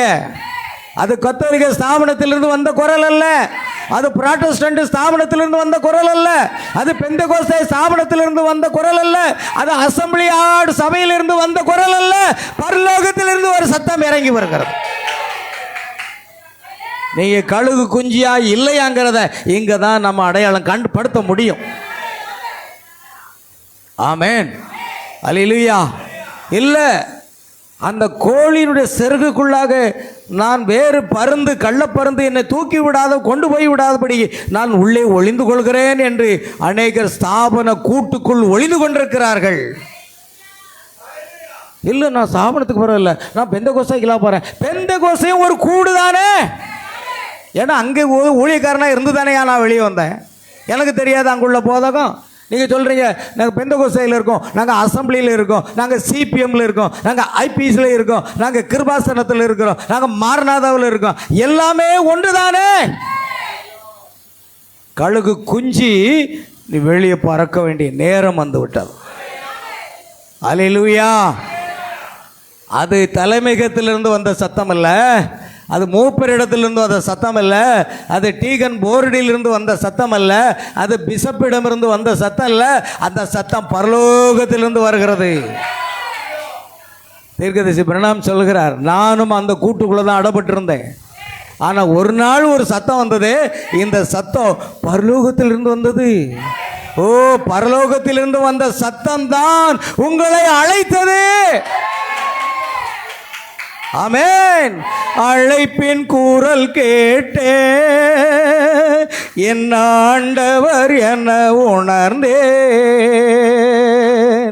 அழைப்பின் கூறல் கேட்டே என் ஆண்டவர் என உணர்ந்தேன். அருகினில் தயங்கி நடைபயின்றேன், அருகினில் தயங்கி நடைபயின்றேன். பின்வாயன முன் சென்றார், பின்வாயன முன் சென்றார். அல்லேலூயா. மத்தேயுவே, நீ என்னை பின்பற்றி வா. ஒரு குரல் கேட்கிறது. பேதுரு மீன் பிடித்து முழுவதும் முயற்சி பண்ணி ஒன்றும் கிடைக்கல. பேதுருவே, நீ என்னை பின்பற்றி வா. ஒரு ஸ்தாபனத்தில் இருந்து வந்த குரல் அல்ல, அது பரலோகத்திலிருந்து இறங்கி வந்த குரல்.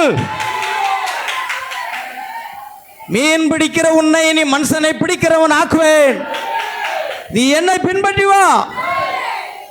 அல்லேலூயா. அப்படித்தான் நாம் ஒவ்வொருவரையும் அவர் பெயர் சொல்லி அழைத்திருக்கிறார். இயேசு நம்மை பெயர் சொல்லி அழைத்திருக்கிறார். அல்லேலூயா. எல்லாரும் யாரும் குனியக்கூடாது. நிறைய பேர் குனிஞ்சிக்கிட்டு இருக்கீங்க.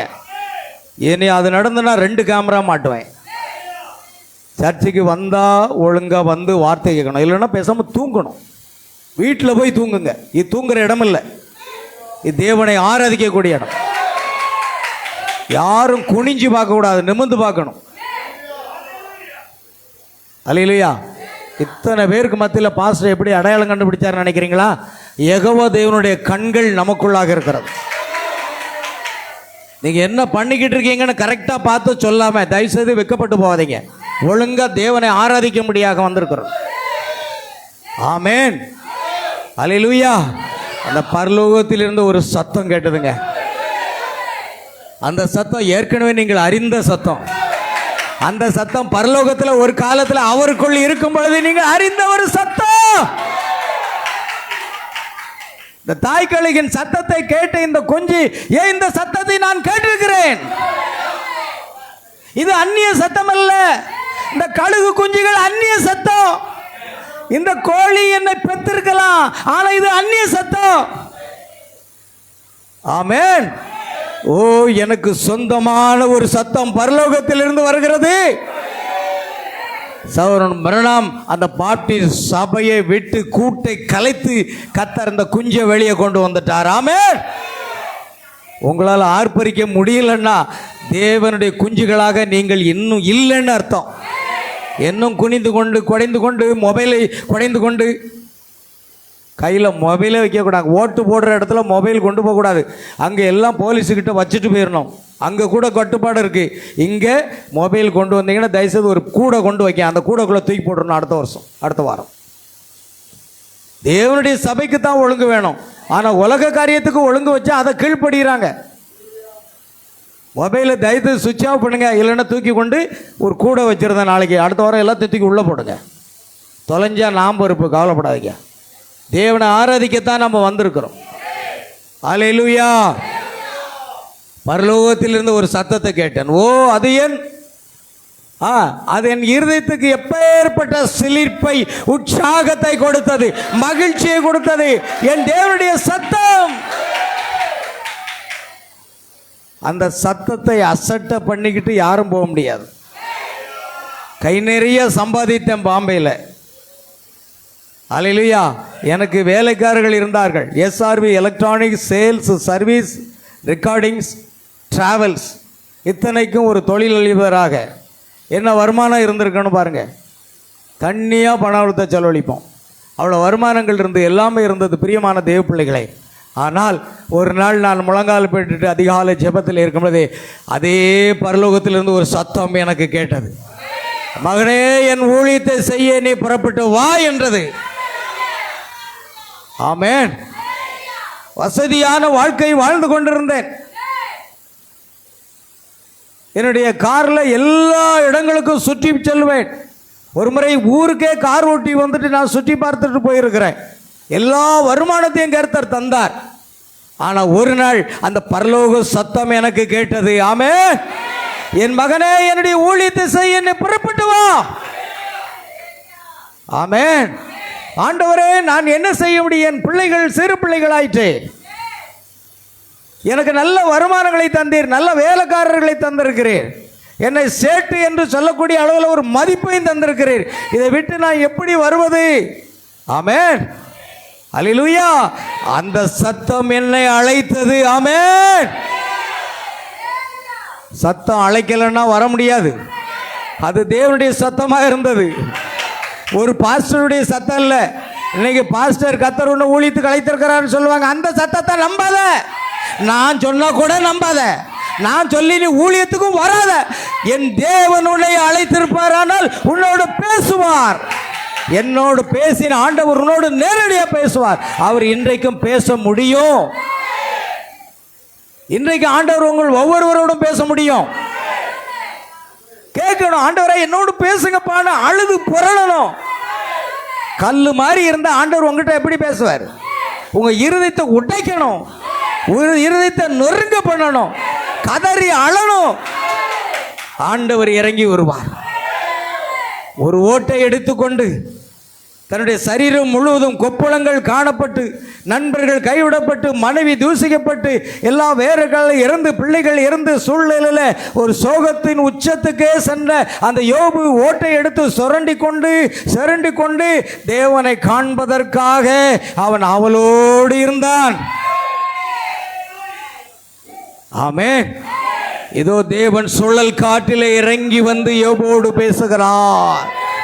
ஆண்டவர் எப்படிப்பட்டவர்களோடு பேசுவார்னு நினைக்கிறீங்க? உங்க இருதயத்தை நொறுக்கணும். நொறுக்கி ஆண்டவர் சமூகத்தில் கண்ணீரோட, தேவனே என்னோடு பேசுங்கப்பா. ஒரு நாள் கூட என்னோட நீர் பேசல, நீர் என்னோட பேசும். என்றைக்கு ஒரு உள்ளத்தை உடைக்கணும், இருதயம் உடைக்கணும். ஏசாயா 66:2 சொல்கிறது, நொறுங்குண்ட இருதயம் உள்ளவர்களை கர்த்தர் சமீபமாக இருக்கிறார் என்று. இருதயம் உடைக்காம கல்லு மாதிரி வச்சுக்கிட்டா எப்படிங்க ஆண்டவர் பேசுவாரு? ஆராதனைக்கு வந்து அங்கே இங்கே திரும்பி பார்த்துக்கிட்டு, அப்படியே பார்த்துக்கிட்டு, கீழே பார்த்துக்கிட்டு, மேலே பார்த்துக்கிட்டு இருந்தா எப்படி ஆண்டவர் உங்ககிட்ட பேசுவார்னு நான் கேட்குறேன். ஆமென். அல்லேலூயா. ஒரு வாஞ்சை இருக்க வேண்டாமா? என் மீட்பர் உயிரோடு இருக்கிறார், கடைசி நாட்களில் பூமியின் மேல் நிற்பார், நான் அவரை என் சொந்த கண்களினால் காண்பேன், அவரை காண வேண்டும் என்ற வாஞ்சையினால் என் உள்ளந்திரியங்கள் எனக்குள் சோர்ந்து போகிறது. அப்படி இருந்தா தான் ஆண்டவர் உங்களோட பேசுவார், உங்களுக்கு தரிசனமாவார். அல்லேலூயா. அப்பொழுதுதான் ஆண்டவர் பேச யோபுகிட்ட அவர் பேசினார். ஆமென். என் இயேசுவை காண என் உள்ளம் எப்போது என்னிலே வாஞ்சிக்குதே, எப்போதவர் முகம் கண்டேனான், என்னாலும் அவரில் ஜீவிப்பேன் நான், என்னாலும் அவரில் ஜீவிப்பேன் நான். என் இயேசுவை காண என் உள்ளம் எப்போதும் என்னிலே வாஞ்சிக்குதே, எப்போதவர் முகம் கண்டேனான், என்னாலும் அவரில் ஜீவிப்பேன் நான், என்னாலும் அவரில் ஜீவிப்பேன் நான். அல்லேலூயா. அதுதான் வாஞ்சை யோபுக்கு. அந்த வாஞ்சை இருக்கணும். இந்த ஆராதனையில் கர்த்தர் என்னோடு பேச மாட்டாரா?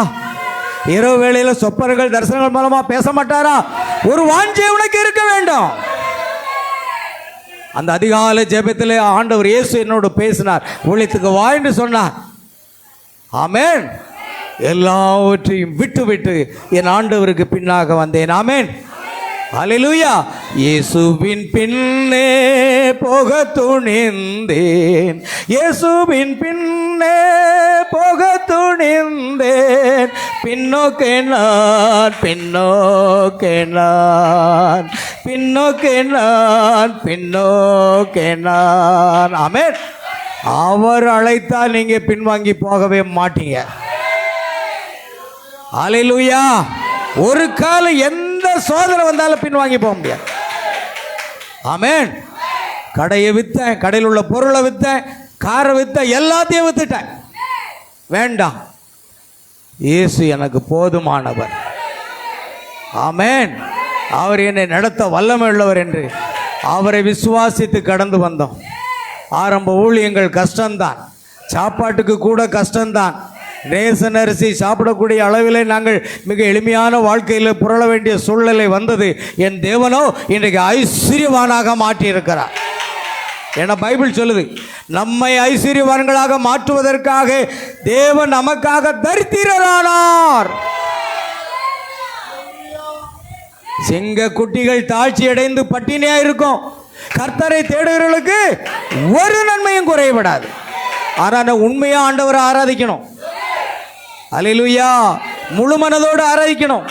ஆதரை நேரத்தில் உடைய அக்கினி பற்றி எரியணும். அல்லேலூயா. அந்த வயதான தாய், மகனே நீ ஒரு கோழி அல்ல, நீ ஒரு கோழி குஞ்சல்ல. ஆமென். அல்லேலூயா. நீ இந்த இடத்தை சேர்ந்தவனும் அல்ல. இயேசு என்ன சொன்னார் தெரியுமா? மகனே, நம்முடைய குடியிருப்பு பரலோகத்தில் இருக்கிறது, நீ இந்த உலகத்துக்குரியவன் அல்ல. இயேசு சொன்னதோட பொருந்துகிறதா? நீ இந்த உலகத்துக்குரியவன் அல்ல, இந்த உலக காரியத்துக்காக கவலைப்பட்டு கொண்டிருக்கிறாய். நீ பரலோகத்துக்குரியவன், நீ என்னோடு வாழுகிற வேண்டும், நீ என்னோடு சிங்காசனத்தில் இருக்க வேண்டும். ஆமென். முதல்ல நீங்க யாருன்னு கண்டுபிடிங்க. அல்லேலூயா. நீ என்னுடையவன் என்று சொன்னாள். அவன் என்ன செய்ய முடியும் என்று யோசித்தான். அதுதான் அவனுக்கு வேண்டி இருந்தது. உங்களுக்கு தெரியும். ஆமென். இங்கே அமர்ந்திருக்கும் சில பழைய சபை பிரிவு கோழி கூடாரங்களில் நீண்ட காலமாக நடந்து கொண்டிருக்கும் பல சிறிய கழுகுகள் இருக்கலாம், அது சரி. ஆனால் அவர் உங்களை அழைத்து, மகனே நீ என்னுடையவன் என்று சொல்வார் என்று நான் நம்புகிறேன். அந்த கழுகின் கூடாரத்துக்குள்ள, மன்னிக்கும், அந்த கோழி கூடாரத்துக்குள்ள பாருங்கள், அந்த கோழியையும் அந்த கோழி குஞ்சையும் சேர்த்து ஒரு கூடு இருக்கும். அது எதனால் செய்யப்பட்டது? நாடலா, மூங்கிலால் செய்யப்பட்ட ஒரு கூடு இருக்கும், கோழிக்கூடு, அது பேர். மார்க்கெட்டுக்கு போனால் கிடைக்கும். இந்த கோழி கூட அந்த குஞ்சையும் அந்த தாய் கோழியையும் சேர்த்து அப்படியே மூடி வச்சிருப்பாங்க. கழுகு குஞ்சை யாருமே மூடி வைக்க முடியாது, அது தேவையும் இல்லை. ஒரு கழுகுக்கு அப்படிப்பட்ட கூடு தேவையில்லை. கோழிக்கும் அது குஞ்சுக்குத்தான் அந்த மூங்கிலால் செய்யப்பட்ட கூடு வேணும். சாயங்காலம் ஆனவன கோழியை பற்றி குஞ்சை பற்றி நானே கூட எல்லாம் வச்சு மூடி இருக்கிறேனே, நீங்கள் மூடி இருக்கீங்களா? அதுக்கு தேவை. கழுகு யாரையா மூடுதா? கழுகு குஞ்சை யாரு கூட வச்சு மூடுறா? கழுகையும் மூட மாட்டாங்க, கழுகு குஞ்சையும் மூட மாட்டாங்க. ஏன்னா அது சுதந்திர பறவை. ஆமென். அது சுதந்திர பறவை. அல்லேலூயா. நிச்சயமாக நீங்க யாருக்கும் அடிமை இல்லை, நீங்க யாருக்கும் அடிமை இல்லை பிரியமானவர்களே. அல்லேலூயா. ஓ ஆமென். தேவனுக்கு மகிமை உண்டாகட்டும். கவனிங்க, அது சரி. ஆனால் அவர் உங்களை அழைத்து, மகனே நீ என்னுடையவன் என்று சொல்வார் என்று நம்புகிற இன்னும் ஸ்தாபனங்களிலே கழுகு குஞ்சுகள் இருக்கின்றன. தீர்க்கதரிசி சொல்றாரு, ஸ்தாபனங்களில் தேவனுடைய பிள்ளைகள் இன்னும் இருக்கிறார்கள். நம்மை கொண்டு வந்தது போல அவரும் அவர்களை கொண்டு வருவார். ஒரு நாள் இந்த சத்தத்தை நமக்கு தொனிக்க பண்ணினது போல அவர்களுக்கும் தொனிப்பார். அப்பொழுது அந்த சத்தத்தை கேட்டு அவர்களுக்கு பின்னால வருவார்கள். அல்லேலூயா. அதைத்தான் தீர்க்கதரிசி சொல்றார். எல்லாரும் ஸ்தாபனத்துக்குள்ள தேவனுடைய பிள்ளைகள் இல்லைன்னு சொல்லல, ஆனால் ஸ்தாபன முறைமை என்பது அந்தி கிறிஸ்துவாக இருக்கிறது. ஸ்தாபன முறைமை என்பது என்ன? அது அந்தி கிறிஸ்து, அதுதான். ஆனால் தேவனுடைய பிள்ளைகள் அங்கே சிக்கி கொண்டிருக்கிறார்கள். ஆமென். நம் ஒவ்வொருவரும் அப்படித்தான் சிக்கி கொண்டு இருந்தோம். கர்த்தர் நம்ம வெளியே கொண்டு வந்து விட்டார். அல்லேலூயா. பாருங்கள், ஒரு நாள் அவர் உங்களை அழைத்து நீ என்னுடையவன் என்று சொல்வார். ஆண்டவரே நான் என்ன செய்ய வேண்டும்?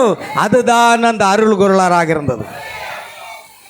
பேதுருவை சிறைச்சாலையிலே போடப்படும் பொழுது கர்த்தருடைய தூதன் அங்கே இறங்கி வந்து சிறைச்சாலையின் கதவு எல்லாம் திறந்து வெளியே ஓடி வரும் பொழுது சேவர்கள் அந்த பேதுருடைய கால்களில் போய் விழுந்து, ஆண்டவன்மார்களே நாங்கள் என்ன செய்ய வேண்டும்? ஆமென். நாங்கள் என்ன செய்ய வேண்டும்? நீங்கள் மனம் திரும்பி ஒவ்வொருவரும் பாவமன்னிப்புக்கென்று இயேசு கிறிஸ்துவின் நாமத்தினாலே ஞானஸ்நானம் பெற்றுக்கொள்ளுங்கள். பெந்தெகோஸ்தே நாளிலே பேதுருவின் மூலமாக அந்த தேவனுடைய சத்தம் தொனித்த பொழுது பேதுருவை மற்ற அப்போஸ்தலர்களை பார்த்து நாங்கள் என்ன செய்ய வேண்டும்? அல்லேலூயா. சவுல் தமசுக்கு செல்லும் வழியிலே திடீரென்று ஒரு ஒளி உண்டாகி, சவுலே சவுலே ஏன் என்னை துன்பப்படுத்துகிறாய்? கர்த்தாவே நீர் யார்? நீ துன்பப்படுத்துகிற அந்த இயேசு, அந்த யெகோவா நானே. கர்த்தாவே நான் என்ன செய்ய சித்தமாயிருக்கிறீர்? தேவனுடைய சத்தத்தை நீ சந்தித்த பிற்பாடு உனக்காக நீ வாழ முடியாது. நல்லா கவனிங்க. ஆண்டவருடைய சத்தம் உங்களை சந்தித்ததானா நீங்க உங்களுக்காகவே வாழ முடியாது. உங்க வாழ்க்கை முழுவதும் இயேசுக்காக வாழ்வீர்கள். இந்த உலகத்துக்காக வாழ முடியாது, இந்த உலகத்தார் போல வாழ முடியாது. இயேசுக்காக நீங்கள் வாழ ஆரம்பிக்கிறீர்கள். ஆமென். அதுதான் தேவனுடைய சத்தம் உங்களை சந்தித்தது என்பதின் அடையாளம். அந்த சத்தம் என்னை சந்தித்தது. என்னுடைய உலக பிரகாரமான அந்த தொழிலெல்லாம் தூக்கி எறிந்துவிட்டு ஆண்டவருக்கு பின்னாக வந்தேன். ஆமென். அல்லேலூயா. கர்த்தருக்கு ஸ்தோத்திரம் உண்டாகட்டும். ஆண்டவரே நான் என்ன செய்ய வேண்டும்? அதுதான் அந்த குரலாக இருக்கிறது. அல்லேலூயா. கர்த்தருக்கு ஸ்தோத்திரம் உண்டாகட்டும். முதல் பெரிய குதியை குதித்து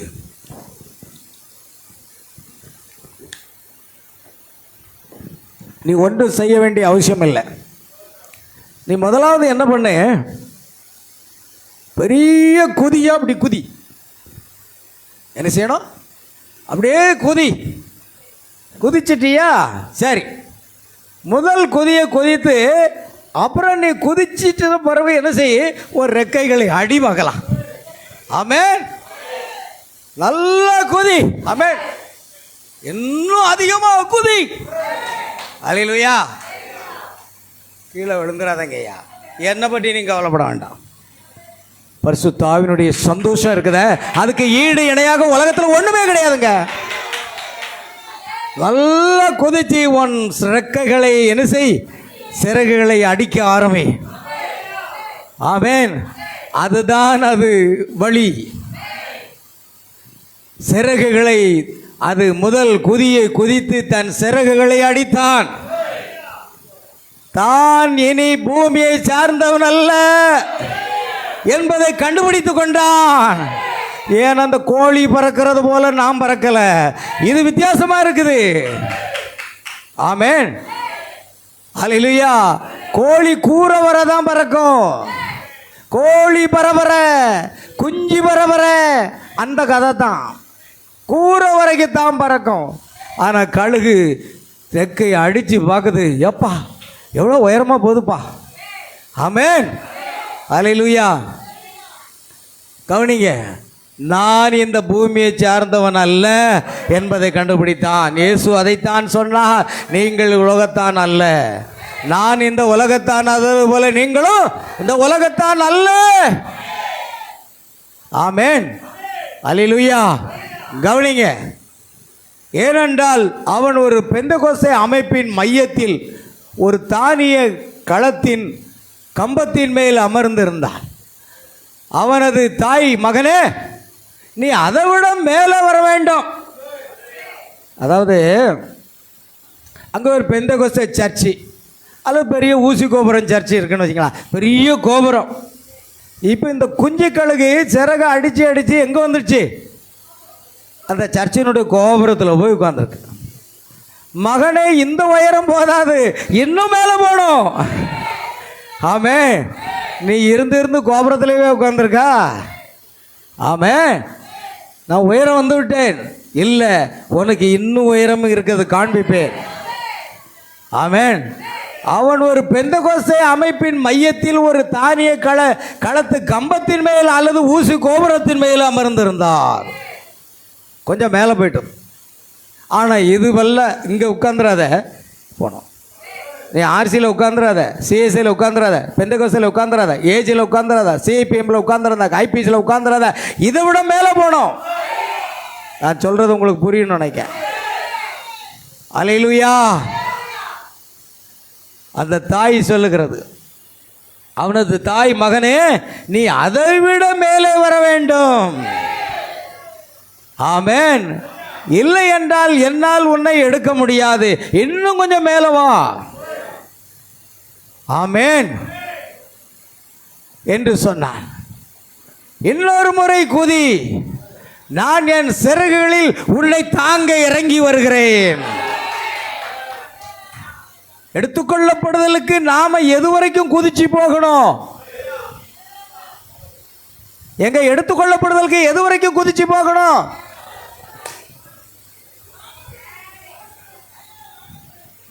பைபிள் என்ன சொல்லுது? we shall caught up in the air. ஆகாயத்தில் அவர் நம்மை சந்திக்கிறார். அப்ப எது வரைக்கும் குதிக்கணும்? நீங்க ஆகாயத்து வரைக்கும் குதிக்கணும். அதுக்கப்புறம் அவர் சட்டையில தூக்கிட்டு போயிடுவார். ஒன்னாப்பு பிள்ளைகளுக்கு நான் சொல்லி கொடுக்குற மாதிரி இது புரியலையா? பைபிள்ல இருக்கு. கடைசிய காலம் துணிக்க நாம் இமைப்பொழுதுல மர்வமாகி ஆகாயத்தில் அவரை சந்திப்போம். இந்த வசனம் படிச்சிருக்கலாம், படுக்கலையா?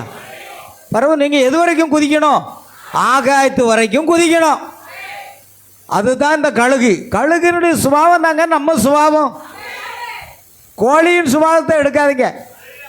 நீங்கள் வெறும் பிராய்லராக சாப்பிட்டீங்கன்னா அந்த புத்தி தான் வரும். ஆமென். அல்லேலூயா. பாருங்க, ஆகையால் இல்லை என்றால், கவனி, கொஞ்சம் கீழே வரட்டு தம்பி, வேகமாக போவாத. இல்லை என்றால் பாருங்க, மகனே நீ அதை விட மேலே வரணும். எங்கே வரணும்? நாம் ஆகாயத்தில் தான் அவரை சந்திக்க போகிறோம். அந்த யெகோவா தேவனும் கழுகாகிய யெகோவா தேவனும் மணவாட்டியாக கழுகு குஞ்சுகளும் ஆகாயத்தில் தான் சந்திப்பார்கள். அதனால் ஆகாயத்து வரைக்கும் போகிறது நம்ம தான் செய்ய வேண்டி இருக்குது. ஆமென், அல்லேலூயா. கவனிங்க, நீ ஆகாயத்து வரைக்கும் வர வேண்டும், இன்னும் அதை விட மேலே வர வேண்டும். இல்லை என்றால் நான் உன்னை எடுக்க முடியாது. ஆகையால் இன்னொரு முறை குதி, நான் என் சிறகுகளில் உன்னை தாங்குவேன். அல்லேலூயா. மறுபடியும் குதித்து குதித்து அது மேலே போக ஆரம்பித்தது. நான் உன்னை சிறகுகளினால் தாங்குவேன். ஆமென், அல்லேலூயா. இஸ்ரவேல் ஜனங்களை தேவன் எப்படி தாங்கினார்? ஒரு வசனம் இருக்கு இல்லையா, நம்ம அன்னைக்கு பார்த்தோமே,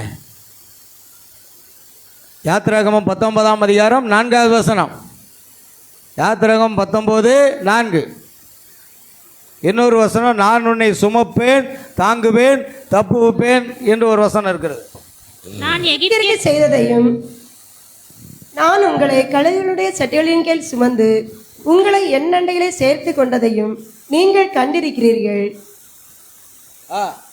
இப்பொழுது நீங்கள் என் வாக்கை உள்ளபடி கேட்டு என் உடன்படிக்கை கை கொள்வீர்களானால், அந்த வசனம் மட்டும் வாசிங்க, அந்த பாயிண்ட் மட்டும். நான் எகிப்தியருக்கு செய்ததையும் நான் உங்களை கழுகுகளுடைய சட்டைகளின் கீழ் சுமந்து கழுகுகளின் செட்டில் மேல் சுமந்து உங்களை என் அண்டையிலே சேர்த்து கொண்டதையும். பாத்தீங்களா? கழுகுகளின் செட்டையின் மேல் சுமந்து என்னை சேர்த்து கொண்டதையும். அல்லேலூயா. கவனிங்க, சரி பார்க்கலாம். ஆக அப்படியாக தேவன் அதை மேலே அந்த குஞ்சியை வர வைக்கிறார், அந்த கழுகு, தாய் கழுகு. அல்லேலூயா. நான் உன் சிறகுகளில் என்னை தாங்குவேன். எதிலிருந்து? உன் தாயின் கற்பத்தில் இருந்து.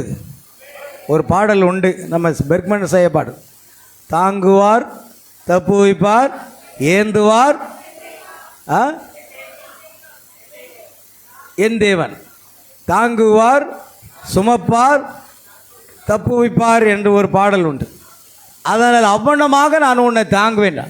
ஜீவனுள்ள தேவனுடைய சபைக்கு இன்று ஏதாவது தேவை என்றால் அது சபை பிரிவுகளின் அனைத்து தடைகளில் இருந்தும் அனைத்து இசம்களில் இருந்தும் விடுபட்டு இன்னொரு முறை நீ குதிப்பதே ஆகும். நீ எடுத்துக்கொள்ளப்படுதல போகணும்னா அந்த கூட்டை விட்டு, அந்த ஸ்தாபன கூட்டை விட்டு, அந்த சபைகளின் கூட்டை விட்டு நீ என்ன செய்யணும்? குதிக்கணும். நான் அங்கே தான் உட்கார்ந்துட்டு இருக்கேன், அங்கேருந்து ஊழியம் செய்கிறேன், இங்கிருந்து ஊழியம் செய்கிறேன், அங்கே ஜெபம் இருக்குது, அது இருக்குது, நான் அது கூடு. இன்னைக்கு அதே சொல்கிறாங்க, நாங்கள் பெந்தகோஸ்தே சபைக்கு தான் போகிறேன், அங்கே தான் போகிறேன். ஐயா அங்கே சத்தியம் இல்லையா? இன்னும் அங்கே உட்கார்ந்துட்டு இருக்கேன்னா நீ உயர போக முடியாது. நீ ஆகாயத்தில் பறக்கணும்னா என்ன செய்யணுமா? அனைத்து இசம்களில் இருந்தும் பாருங்க, நல்ல கவனிங்க, செய்தி என்ன சொல்லுது? ஜீவனுள்ள தேவனுடைய சபைக்கு இது தேவை. எல்லா சபை பிரிவுகள், எல்லா ஸ்தாபன பிரிவுகள் அனைத்து தடைகளில் இருந்தும் அனைத்து இசம்களில் இருந்தும் விடுபட்டு இன்னொரு முறை நீ குதிக்க வேண்டியதாக இருக்கிறது. நீ கத்தோலிக்க சபையிலிருந்து புராட்டஸ்டன்ட்ல போய் உட்காந்துக்கிட்ட, புராட்டஸ்டன்ட்ல இருந்து குதிச்சு எங்கே போய் உட்காந்துக்கிட்ட? பெந்தகோஸ்தில் போய் உட்காந்துக்கிட்ட, பெந்தகோஸ்தில் குதிச்சு ஏஜியில் போய் உட்காந்துக்கிட்ட, ஏஜிலிருந்து மாரநாதில் உட்காந்துக்கிட்ட. நீ இங்கே தானே குதிச்சுட்டு நடக்க. ஆனால் கர்த்தரோ உன்னை மேலே குதிக்க சொல்கிறாரு.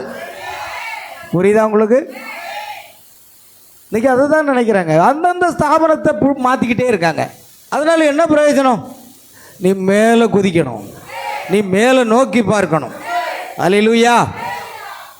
ஆகையால் இதிலிருந்து விடுபட்டு குதிப்பது தான் முறை. ஒவ்வொரு வாழ்வையும் ஒவ்வொரு கயிற்றையும் அறுத்துவிட்டு விடுதலையாக சென்று குதியுங்கள். 2 நாளைக்கு முன்னால் ஒரு சகோதரி வந்தாங்க. இப்போ கடைசி கால செய்தி, இந்த ஒரு நாள் ஞாயிற்றுக்கிழமை ஆராதனைக்கு வாங்க அப்படின்னு பாஸ்டர் அம்மா கூப்பிட்டாங்க.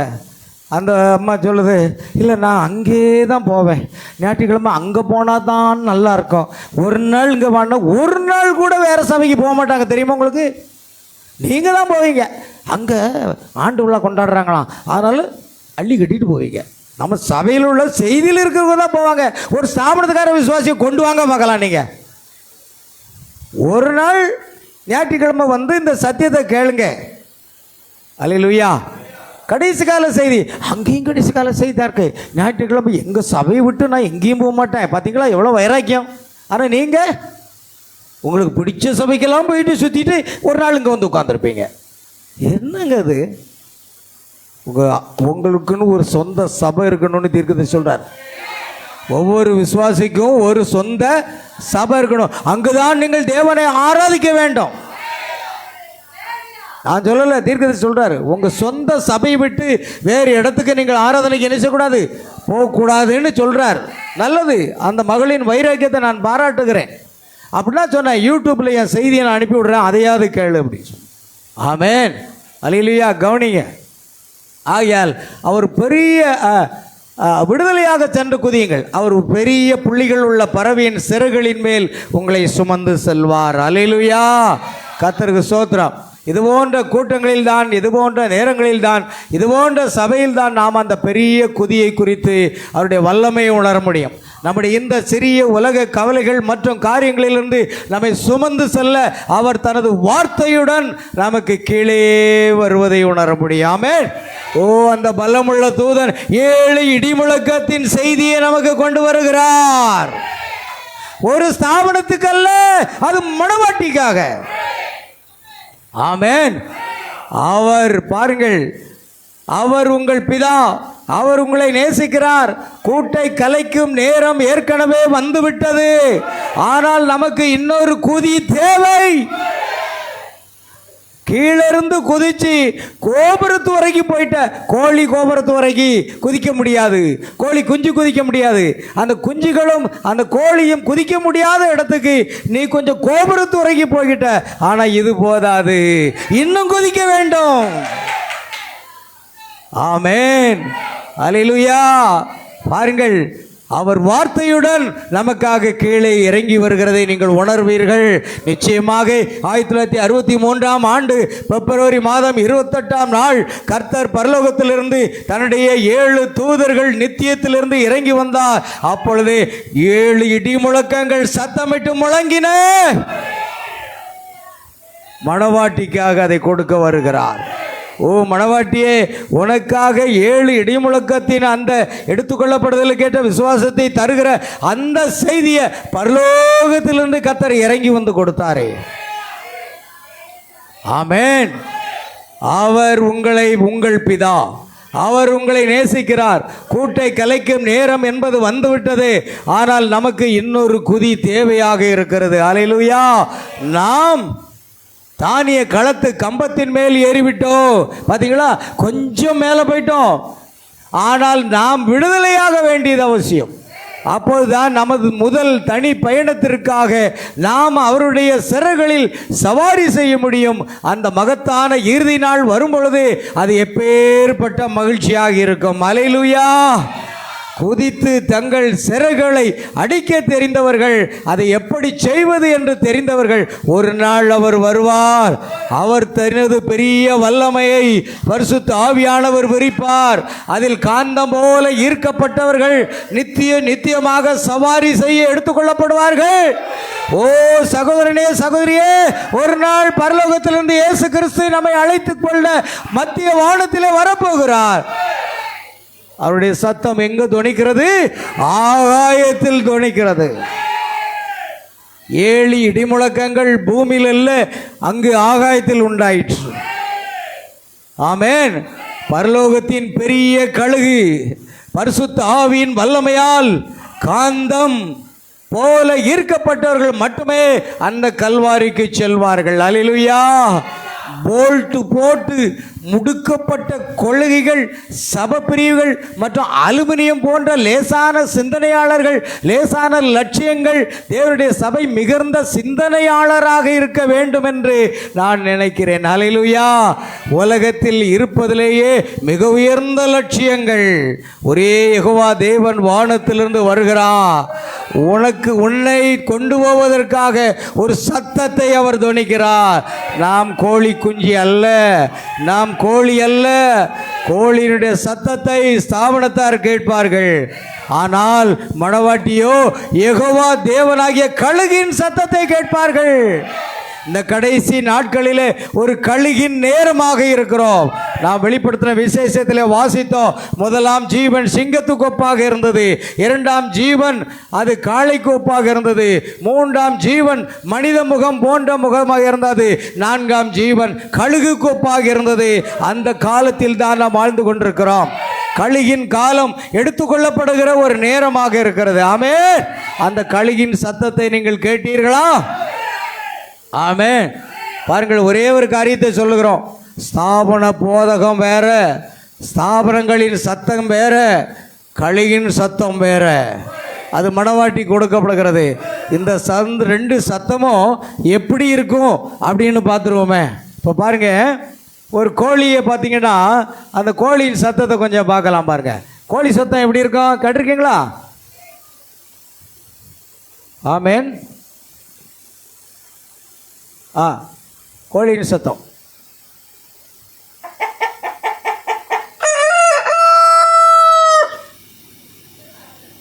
எப்படி இருக்கு பார்த்தீங்களா? கோழி சத்தம். அடுத்தது கோழி கோழி இதுதான் கோழி சத்தம். அடுத்தது ரெண்டு தடா, இன்னொன்று இருக்குப்பா, மூன்று இருக்கும்.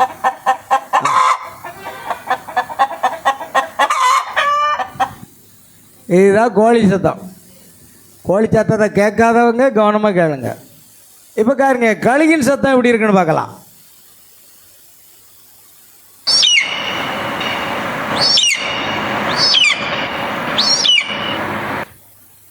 பாருங்க, அந்த சத்தமே வித்தியாசமா இருக்கு இல்லையா?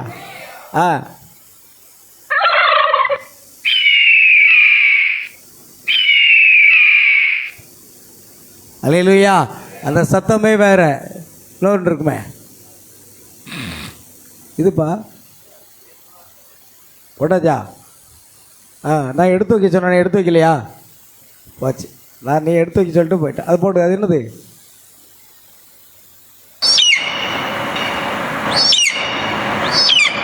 பாருங்க, அல்லேலூயா. கோழி சத்தத்துக்கும் கழுகு சத்தத்துக்கும் வித்தியாசம் தெரியுதா? இதுதாங்க ஸ்தாபன போதகம், கோழி சத்தங்க. இல்லை, நான் அசம்பிளிக்கு போகிறேன், ஏஜிக்கு போகிறேன், நீ எங்கே வேணாலும் போதை பற்றி எனக்கு கவலை இல்லை. ஆமென். அது பெந்தெகோஸ்தே கூட்ட அமைப்பு தானே.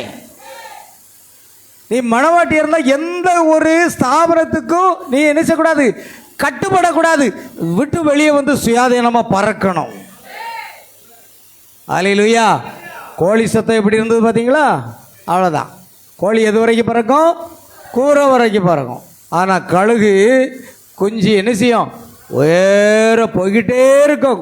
கண்ணு நீங்கள் பாருங்கள், கழுகு பூமியில் மரத்தில் இருந்துட்டு போய் பறந்து, நான் பாறையில் மேலே இருந்து பறக்கும்போது கவனிச்சிக்கிட்டே இருங்க.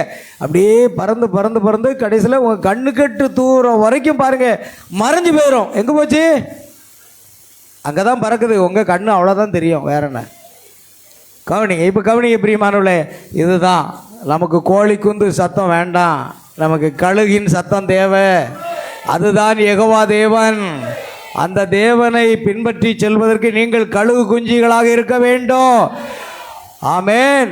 அந்த கழுகின் சத்தத்தை கழுகு குஞ்சிகள் அறிந்த உடனே அது பரலோகத்தை நோக்கி பார்க்கிறது. ஆனால் அந்த கழுகு சத்தத்தை கேட்ட உடனே இந்த கோழி குஞ்செல்லாம் அங்கே போய் ஒளிந்து கொள்ளுகிறது. சரிதானே இல்லையா? ஆமென். ஆனால் கழுகு குஞ்சா இருந்தால் நிமிர்ந்து பார்த்து மேலே போவீங்க. கோழி குஞ்சா இருந்தாங்க ஓடி எந்த ஸ்தாபனத்துக்குள்ளேயாவது போய் ஒழிச்சுக்கிட்டு இருப்பீங்க. அவ்வளோதான். இது சுபாவம், நான் ஒன்றும் பண்ண முடியாது. நீங்கள் கோழியா இல்லை நீங்கள் கழுகாங்கிறத உங்கள் செயல்பாடு, உங்கள் சுபாவம், உங்களுடைய ஜீவியமே உங்களை வெளிப்படுத்தும். கடைசியாக நான் முடிக்க போகிறோம். அல்லேலூயா. ஆகையால் பிரியமானவர்களே, கிறிஸ்துவின் உயரிய அழைப்பின் பந்தய பொருளை நோக்கி நாம் தொடர வேண்டும். ஆமென். கர்த்தர் உங்களை ஆசீர்வதிப்பாராக. யாவரும் எழுந்திருப்போம். கடைசி மணி நேரத்திலே வாழ்ந்து கொண்டிருக்கிறோம். கடைசியாக பிரியமான தேவ பிள்ளைகளே, கழுகின் நாட்களில் நாம் வாழ்ந்து கொண்டிருக்கிறோம். யெகோவா தேவன் தான் அந்த கழுகு. அந்த கழுகு இறங்கி வந்திருக்கிறார். அந்த கழுகின் சத்தமானது நம் மத்தியிலே துணித்து கொண்டிருக்கிறது. ஓ, யெகோவா தேவனாகிய கழுகு ஒரு தீர்க்கதரிசியாகிய அந்த கழுகின் மூலமாக நமக்கு அந்த சத்தத்தை துணிக்க பண்ணினார். ஹல்லேலூயா. ஆண்டவர் ஸ்தோத்திரம் உண்டாகட்டும். எல்லாரும் பயபக்தியோடு நாம் ஜெபத்துக்கு நேராக கடந்து செல்ல போகிறோம். எனக்கு சமயம் இல்லை, இனி காலம் செல்லாது, இனி காலம் செல்லாது. காலம் என்பது மணவாட்டிக்கு முடிய போகிற ஒரு நேரத்தில் வாழ்ந்து கொண்டிருக்கிறோம். நாம் முழுமையாக நித்தியத்துக்குள்ளாக சென்று கொண்டிருக்கிறோம். ஓ, இந்த உலகத்தார் அல்ல, நாம் கழுகு குஞ்சுகள். ஆமேன். நான் உயரமான இடத்திலே வாழப் போகிறவர்கள். கழுகு உயரத்தான் வாழும். ஆமேன். அல்லேலூயா. நாம் ஒரு மனதோடு கூட நாம் கடைசியாக ஒரு பாடல் பாடுவோம். பிரியமானவர்களே, தேவனுக்கு மகிமை உண்டாகட்டும். இந்த நாட்களில் கடைசியாக கர்த்தருக்கு ஸ்தோத்திரம் உண்டாகட்டும். அல்லேலூயா. நாம் இன்னும் கொஞ்ச காலம் தான், இனி காலம் என்ன செய்யாது. பலமுள்ள தூதன் இறங்கி வந்து விட்டார், அவருடைய சத்தத்தை துணிக்க பண்ண விட்டார். அதுதான் 7 தண்டர்ஸ், 7 இடிமுழக்கம். அது மணவாட்டியை ஆயத்தப்படுத்தி கொண்டு செல்வதற்காக வந்திருக்கிறது. ஓ, அந்த கழுகின் சட்டைகளை விரித்து அவர் இப்பொழுது பறந்து கொண்டிருக்கிறார். அவருடைய நிழல் மணவாட்டியே உன்மேல் பட்டு கொண்டிருக்கிறது. ஆமேன். அந்த கழுகு குஞ்சின் மீது இறக்கைகளை விரிக்கும் பொழுது மணவாட்டியை அவர் பாதுகாக்கிறார். அந்த கழுகு குஞ்சை பாதுகாக்கிறார். அந்த கழுகு குஞ்சை இளைப்பாற செய்கிறார். அதே யெகோவா தேவன் நம் மீது தம் சட்டைகளை விரித்திருக்கிறார். நம்மை கொண்டு செல்லக்கூடிய ஒரு நேரத்தில் நாம் வாழ்ந்து கொண்டிருக்கிறோம். நிச்சயமாக நிச்சயமாக கரங்களை தட்டி பாடும்.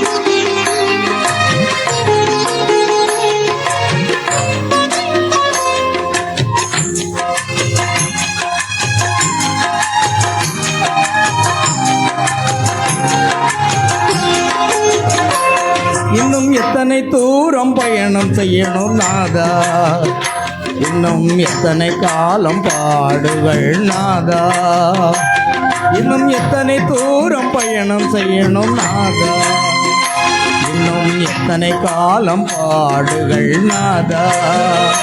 என்னால் முடியவில்லை முடியவில்லை தேவா, என்னால் முடியவில்லை முடியவில்லை தேவா. உம்பலன் தந்து தாங்க வேண்டும் நாதா, உம்பலன் தந்து தாங்க வேண்டும் நாதா. நாதா இயேசுதேவா, நாதா இயேசுதேவா. இன்னும் எத்தனை தூரம் பயணம் செய்யணும் நாதா, இன்னும் எத்தனை காலம் பாடுகள் நாதா.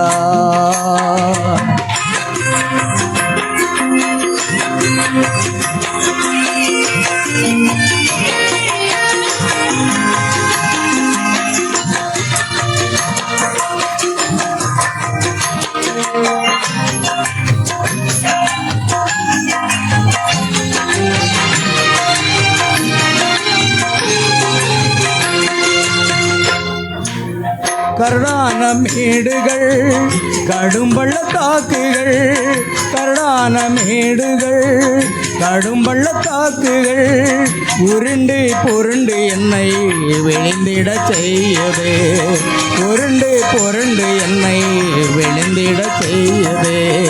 விழாது மனமொடிந்து நடத்திடும் என்னையோ, விழாது மனமொடிந்து நடத்திடும் என்னையோ. வழுவாமல் வழி நடத்தி செல்லணும் என் தேவனே. நாதா இயேசுதேவா, நாதா இயேசுதேவா. இன்னும் எத்தனை தூரம் பயணம் செய்யணும் நாதா, இன்னும் எத்தனை காலம் பாடுகள் நாதா. ஆமென்.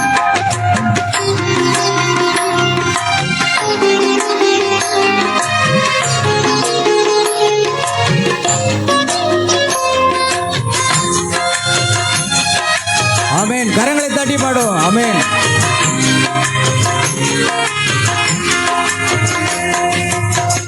அக்கினி கடல்தனில் நடந்து நான் செல்கையில், அக்கினி கடல்தனில் நடந்து நான் செல்கையில் ஆக்கினை அணுகாது காக்கும் என் தேவனே, ஆக்கினை அணுகாது காக்கும் என் தேவனே.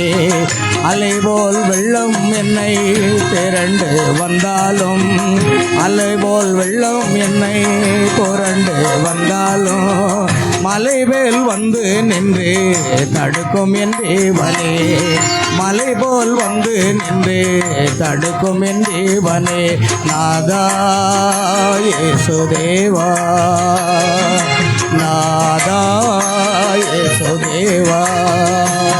இன்னும் எத்தனை தூரம் பயணம் செய்யணும் நாதா, இன்னும் எத்தனை காலம் பாடுகள் நாதா. ஆமென். இனி நமக்கு காலம் இல்லை.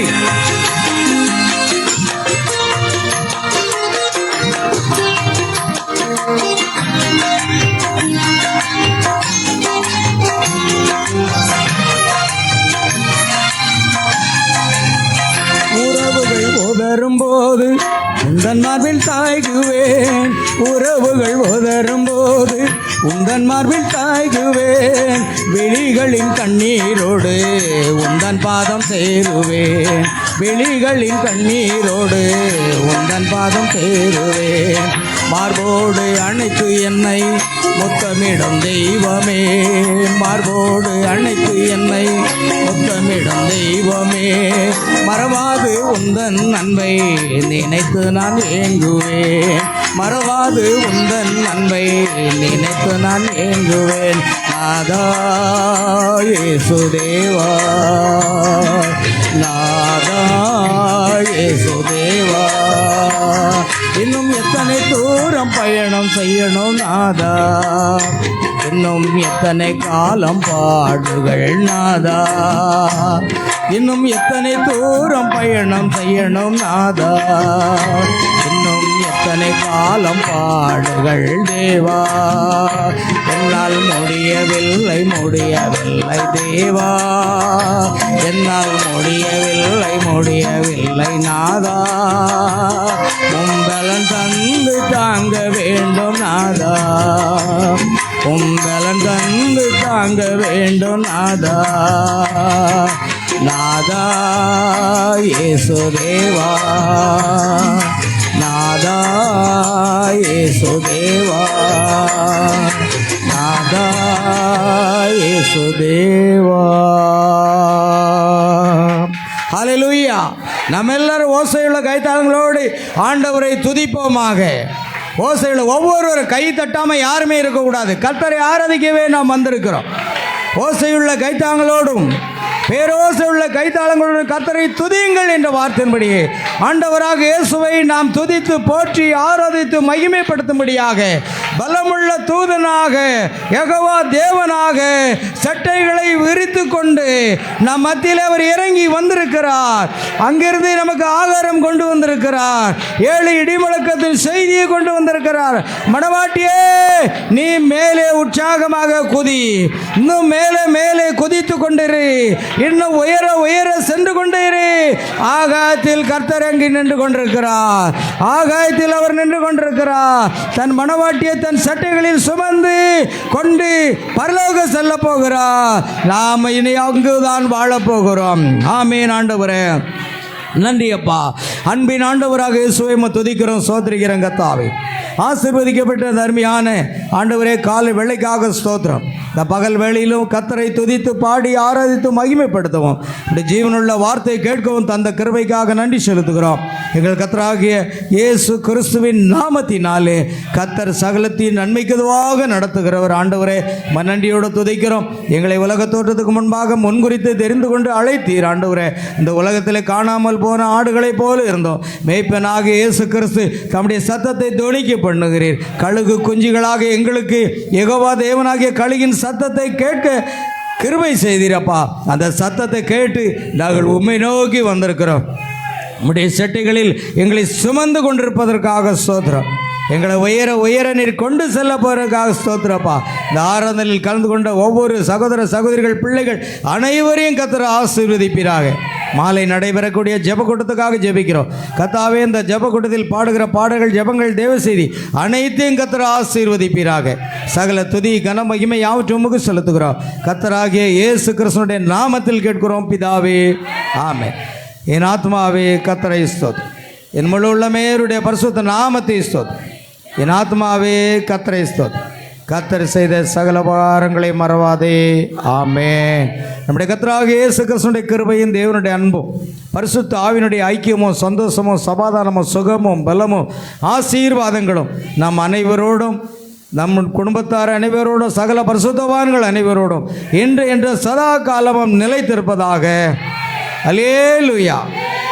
Praise the Lord. கர்த்தராகிய இயேசு கிறிஸ்து உங்கள் ஒவ்வொருவரையும் ஆசீர்வதிப்பாராக. God bless you. God bless you.